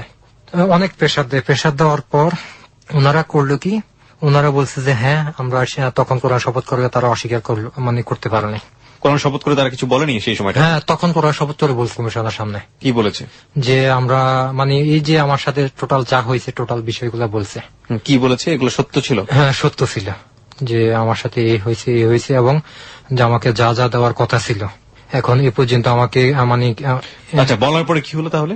আচ্ছা, তো বলার পরে আমাকে তখন আবার একটা সালিশি সিদ্ধান্ত নিল। এর ভিতর দিয়ে কমিশনার বলল যে ওই তো ছোট তালা মানে নিচতলায় এখন কোন তালাটা দিবে আমাকে। নিচতলাতে পাটালি সাহেবের ভাই থাকে, দোতলাতে পাটালি সাহেবের ছোট মানে স্ত্রী থাকে, ছোট পরিবার, তৃতীয় তালাতে পাটালি সাহেবের বড় বউ থাকে। এত ডিটেল জানার দরকার নেই আপনার। আমাকে মানে দিবে তো ওই দোকান টোকান এগুলা কোথায় পাটালি সাহেবের কি আছে না আছে এগুলা মানে তারা যাচাই বাছাই করলো। করার পর এক পর্যায়ে আমাকে প্রায় 10-12 দিনের একটা টাইম নিল যে অমুক দিন সালিশ হবে, অমুক দিন তার সমস্ত পাওনা আপনারা বুঝাই দিবেন। তো তারা এক পর্যায়ে তারা তখন না বলে আরো অনেক সময় নেয়, কিন্তু কমিশনার চাপে পড়ে তারা এক পর্যায়ে স্বীকার করে হ্যাঁ ঠিক আছে আমরা 10 দিনের মাথায় আমরা এই ছেলের যা প্রাপ্য আমাকে দিবে। আমি এর ভিতরে তখন আমাকে 10 দিনের টাইম নেওয়ার পর আমি করব কি, তো আমি একটু খুশি হয়ে তা আমি দেশে চলে যাই আমার মাকে বলি যে এমন আমার সমস্ত কিছু তারা দিবে। তো করলো কি, আমার সাথে আমার একটা গার্ডিয়ান দিল, আমার বাড়ির একটা লোক গার্ডিয়ান। ওই তারিখ অনুযায়ী আমি আসার পরে এখন দেখি ভাইয়া ওখানে কোনো সালিশ বৈঠক মানে কোনো কিছু নেই। আমি তখন কমিশনারকে বলি যে স্যার আমার তো আজকে এইভাবে সালিশ হওয়ার কথা, আমার এইসব জিনিসগুলা বুঝাই দেওয়ার কথা, তো এখন তো এগুলোর কিছুই আমি দেখতেছি না। বলে যে ভাইরে আমার থেকে মানে ওইখানকার এবং এরা নাকি ওনাকে প্রেশার ক্রিয়েট করছে উনি যেন এই বিষয়গুলো নিয়ে লড়াছড়া না করে। ওকে। তো এক পর্যায়ে আমি আমার আর কিছুই মানে তারা আমার সাথে যা যা দেবে বলছে আমি কিছুই পাইনি, শুধু টাকা ছাড়া। আমাকে না তারা নগদ 2 লাখ প্রায় 2 বছর ঘুরিয়ে ভেঙে 2 লাখ প্রতি মাসে যে টাকাটা দিত ওটা দিয়েছে। দেওয়ার পরে এখন কিছু মাস যাবত আমি অসুস্থ বা এর ভিতরে আমি সিএনজি চালাইতাম তো মানে শেষ পর্যন্ত আপনাকে তারা কিছুই দেয়নি? আর কিছুই দেয়নি। আপনি কখনো পুলিশের কাছে গিয়েছেন, আইনের সহায়তা নিয়েছেন? হ্যাঁ ভাইয়া, আমি গেছিলাম। ওখানকার রেজাল্ট কি দাঁড়িয়েছে? ওইখানে আরেকটা সালিশ হয়, সালিশে ওখানে তারা আমাকে লাস্ট মানে যেদিন ফাইনাল সালিশ হবে সেদিন আমাকে তারা ওই অফিসের কাছে বুঝাইছে যে আমি নেশা করি, আমি খারাপ ছেলে, আমি ফুটপাতে শুয়ে থাকি, আমার কিডনি বিক্রি করে ফেলছি তাদের কাছে, আমি কত বড় খারাপ এই বলে তাদেরকে বুঝিয়ে সেখান থেকে আমি আমার বিচার পাইনি। তারা ওইখানে আমাকে প্রায় 16,000 টাকা দেয়। তা আমাকে বলে যে ওই আর কি করবা তুমি এই টাকাগুলো নিয়ে সন্তুষ্ট ছাড়া আর কিছু করার নাই। Because you don't have any documents. আপনার কোনো ডকুমেন্টস নাই। জি না। প্রথম কথা হচ্ছে এটা, আপনি যে তাকে করিয়েছিলেন, ডকুমেন্টস না থাকলে তারা যে কোনো কিছুই করতে পারে আপনার এগেইনস্টে। ওকে। তারপরে আপনার শেষমেশ এই লাস্ট 10 বছরে কি দাঁড়ালো? আপনি পরবর্তীতে বিয়ে শাদী করেছেন? জি, আমি বিয়ে শাদী করেছেন। আপনার কোনো ছেলে মেয়ে আছে? জি, আমি বিগত 7 বছর হয়েছে আমি বিয়ে করছি। আপনি এখন কি করেন? এখন আমি ভাইয়া খুবই অসুস্থ। আমি আগে জুতার দোকানে কিছুদিন মানে 1.5 বছর হলো ঢাকায় আসছি, একটানা ঢাকায় থাকি, জুতার দোকানে চাকরি করতাম গুলিস্তান, 200 টাকা হাজিরা। বিগত কয়েক মাস যাবত আমার বাকি কিডনিতে সমস্যা দেখা দিছে, আমার বাকি কিডনি ফুলে আমার হাত পা ফুলে যেত। তারপর আমি কয়েকবার ডাক্তারকে দেখাইছি এবং কি লক্ষ্মীপুরের ভিতরে লক্ষ্মীপুরে আমি বুঝতে পারছি আপনি ক্রিটিক্যালি খুব ক্রিটিক্যাল অবস্থার মধ্যে আছেন। লক্ষ্মীপুরে আমি মরা অবস্থায়। আচ্ছা, আপনি আমাকে বলেন আপনার বাবা কি অবস্থায় আছে এখন? ওই সংসার নিয়ে আছে। ওনার কি বাচ্চা কাচ্চা হয়েছে ওখানে? জি, ওনার 1 ছেলে 1 মেয়ে। ওখানে 1 ছেলে 1 মেয়ে হয়েছে। আপনার মা এবং আপনার বোনরা কি অবস্থায় আছে? আমার মা বোনরা আর আমি মিলে আমাদের ওই ঘরে। আপনার বোনদের বিয়ে হয়েছে? জি, আমার 2টা বোনের বিয়ে হয়েছে। আপনার ছেলেটার বয়স কত? আমার ছেলের বয়স 5 বছর চলে। আমি আরেকটা কথা বলতে চাই যে আমাকে চিকিৎসা করার জন্য আমার বাবা তো আমাদের সমস্ত সম্পত্তি বিক্রি করে আস্তে আস্তে সমস্ত সম্পত্তি বিক্রি করে ফেলছে, কিন্তু আমি দেশে যখন অসুস্থ হয়ে পড়ি তখন চিকিৎসা করানোর জন্য আমার মায়ের আর কোনো উপায় বুদ্ধি ছিল না। আমি মরার পথে, এক পর্যায়ে মরার পথ থেকে বেঁচে আসছি। তো আমার মা শেষ সম্বল আমাদের ঘরবিটাটুকু জায়গা লক্ষ্মীপুরের ব্যাংকের কাছে আমাদের ঘরবিটার জায়গাটুকু দলিল বন্ধক রেখে সেখান থেকে 25,000 টাকা লোন নিয়ে আমাকে চিকিৎসা করাইছে। এখন বিগত 1.5 বছর হয়ে গেছে, ওইখান থেকে অনেক লোক আসতেছে আমাদের মানে ওনাদের টাকাটা পরিশোধ করার জন্য বলতেছে, কিন্তু আমরা দিন আনে দিন খাই এমন অবস্থায়। এবং আমি এখন বর্তমানে খুবই অসুস্থ। বিগত 2-3 মাস যাবত আমি খুবই অসুস্থ। আমি বাসায়, আমি চাকরি করতাম, আমি সেই কাজকর্ম পর্যন্ত করতে পারিনি। আমি বাসায় শুয়ে থাকি, বসে থাকি আমার ছেলেকে নিয়ে। আমার পরিবার বা আমার সংসার চলে এভাবে। আমার পরিবার বাসায় কাজ নিচ্ছে, বাসায় কাজ করে, সে টাকা দিয়ে আমাদের কোন রকম কোনোভাবে সংসার চলে। আমরা কোনোদিন খেয়েও থাকি, কোনোদিন না খেয়েও থাকি এই অসুস্থ অবস্থাতেও। আপনার কি আমাদের শ্রোতা যারা আছে তাদের উদ্দেশ্যে কিছু বলার আছে? জি ভাইয়া বলেন। আমার বলার আছে, আমি অনেক কষ্ট করে আমি ক্লোজ আপ মানে এই অনুষ্ঠানটাতে, এবিসিতে এই অনুষ্ঠানটাতে আসছি। আমি দেশের সমস্ত মানুষকে উদ্দেশ্য করে আমি বলতে চাই, আমি দেশের প্রশাসন হতে শুরু করে আমার দেশের সাংবাদিক ভাই ও বোনদের কাছে বলতে চাই, আমার দেশের প্রধানমন্ত্রীর কাছে আমি বলতে চাই, আমার সাথে তারা যে ধরনের অন্যায় করছে, আমাকে তারা যেভাবে জবাই করছে, আমার বাবা মায়ের স্বপ্ন তারা যেভাবে খুন করে ফেলছে, এখন আমি মৃত্যু পথে যাত্রী। আমি তাদের উপযুক্ত বিচার চাই। আর আমার এই কথাগুলো যদি মিথ্যা হয় তাহলে জনসমাজে আমাকে ঝুলিয়ে ফাঁসি দিয়ে মারা হোক। আর যদি আমার কথাগুলো সত্য হয় তাহলে আমি দেশের সকল ভাই ও বোন, মা বাবা সবার কাছে আমি আমার ন্যায্য বিচারটুকু চাই। আমি আপনাদের কাছে কিছু চাই না, আমি আমার ন্যায্য, আমি অন্তত মরার আগে এইটুকু দেখে যেতে চাই যে আমি আমার বিচারটুকু পাইছি। তারা আমার জীবনটাকে জোর করে মানে আমার জীবনটাকে নিয়ে তারা খেলছে। এখন আমি মৃত্যুপথের যাত্রী। আমি মরে গেলে আমার এই ছেলে সন্তানের কি হবে, আমার মায়ের কি হবে, তাদেরকে কিভাবে তারা কিভাবে চলবে? আমার ছেলের বয়স 5 বছর, আমি কিভাবে তাদেরকে কার আশায় রেখে যাব? আমি সেটা বলতে পারবো না ভাই। আমি এই প্রশ্ন কিংবা এই চাওয়ার জায়গাটিতে কোনো উত্তর হয়তো বা আসবে না আমাদের এই হ্যালো ইট 920 থেকে, কিন্তু this is the scenery of কি বলবো, আসলে খেয়ে হারিয়ে ফেলছি, মানে কিছু বলা যায় না। আমি শুধু একটা জিনিসই বলতে চাই যে মানুষের নির্মমতা কতটা ভয়াবহ হতে পারে এবং একটা মানুষ কতটা দুর্ভাগা হতে পারে। আপনার বয়স যেন কত বলছিলেন? আমার বয়স 34 বছর ভাইয়া। 34টা বছর বয়স। 34 বছরের লাস্ট 15টা বছর প্রত্যেকটা মোমেন্টে ফাইট করে কেটেছে এবং এখন সে দাঁড়িয়ে দাঁড়িয়ে যে কোনো মুহূর্তে মরে যাওয়ার স্বপ্ন দেখে। এটাও একটা জীবন। এরকম কষ্টকর জীবন যেন আল্লাহ কাউকে কখনো না দেয়। এটাই হচ্ছে আজকের হেলো ইট 920। আমি তাদের ফাঁসি চাই, আমি আর কিছু বলবো না। আমার কথাগুলো সত্য যদি হয়, আমার সাথে যদি তারা, আপনাদের বিবেকে কি বলে, আপনারা যদি বলেন যে তারা আমার সাথে অন্যায় করছে, এই অন্যায়ের পরিবর্তে আমাকে জবাই করার পরিবর্তে আমি তাদের ফাঁসি চাই। আমি আর কিছু চাই না আপনাদের কাছে। প্রিয় শ্রোতা, শেষ হলো। মানুষের কাছে বলবো, আমি জানি ওর কথা কখনো শেষ হবে না, ও বলেই যেতে থাকবে এবং যতদিন বেঁচে আছো একই কথা বলবে এবং এই বিচারের বাণী হয়তো নিভৃতেই কাঁদবে, কারণ বিচার প্রমাণ ছাড়া এক পাও নড়ে না, ওর হাতে কোনো প্রমাণ নেই। আমরা হ্যালো ইট 920-তে জীবনের গল্প প্রচার করি, সেই অর্থে ওর কাছ থেকে ওর মুখে বলা জীবনের গল্প প্রচার করলাম। কোনো ডকুমেন্টস, কোনো প্রুফ নিয়ে কারো এগেইনস্টে এখানে আমরা লড়তে আসিনি। আমরা একটা জীবনের গল্প হিসেবেই ওকে এখানে উপস্থাপন করেছি। সেটা ন্যায় অন্যায় কোনো দিক প্রতিষ্ঠা করার জন্য নয়, আমরা শুধু জীবনের গল্প হিসেবে এটাকে নিয়েছি। সেখান থেকে আপনি কি শিখবেন না একান্তই আপনার ব্যক্তিগত ব্যাপার। আমরা এখানে কাউকে দোষারোপ করতে আসিনি, কাউকে এখানে সাফল্যমণ্ডিত করিনি, কাউকে বড় করিনি, কাউকে ছোট করিনি, কাউকে এখানে গিল্টি বানিয়েনি। আমরা শুধু একজন মানুষের মুখে তার নিজের জীবনের গল্প প্রচার করেছি। তার কতটুকু সত্য কতটুকু মিথ্যা সে জানে, সৃষ্টিকর্তা জানে, এবং এগুলো টাইম মেশিনে চড়ে প্রুফ করা সম্ভব নয়। ডকুমেন্টসের ভিত্তিতে এই শো অনুষ্ঠিত হয় না। এবং একই সাথে একটা কথাই বলতে চাই, যে ডকুমেন্টস নিয়ে একটা ক্রাইম শো হয় সেই ডকুমেন্টারি শো এই শো না, এটা একটা জীবনের গল্প বলার শো।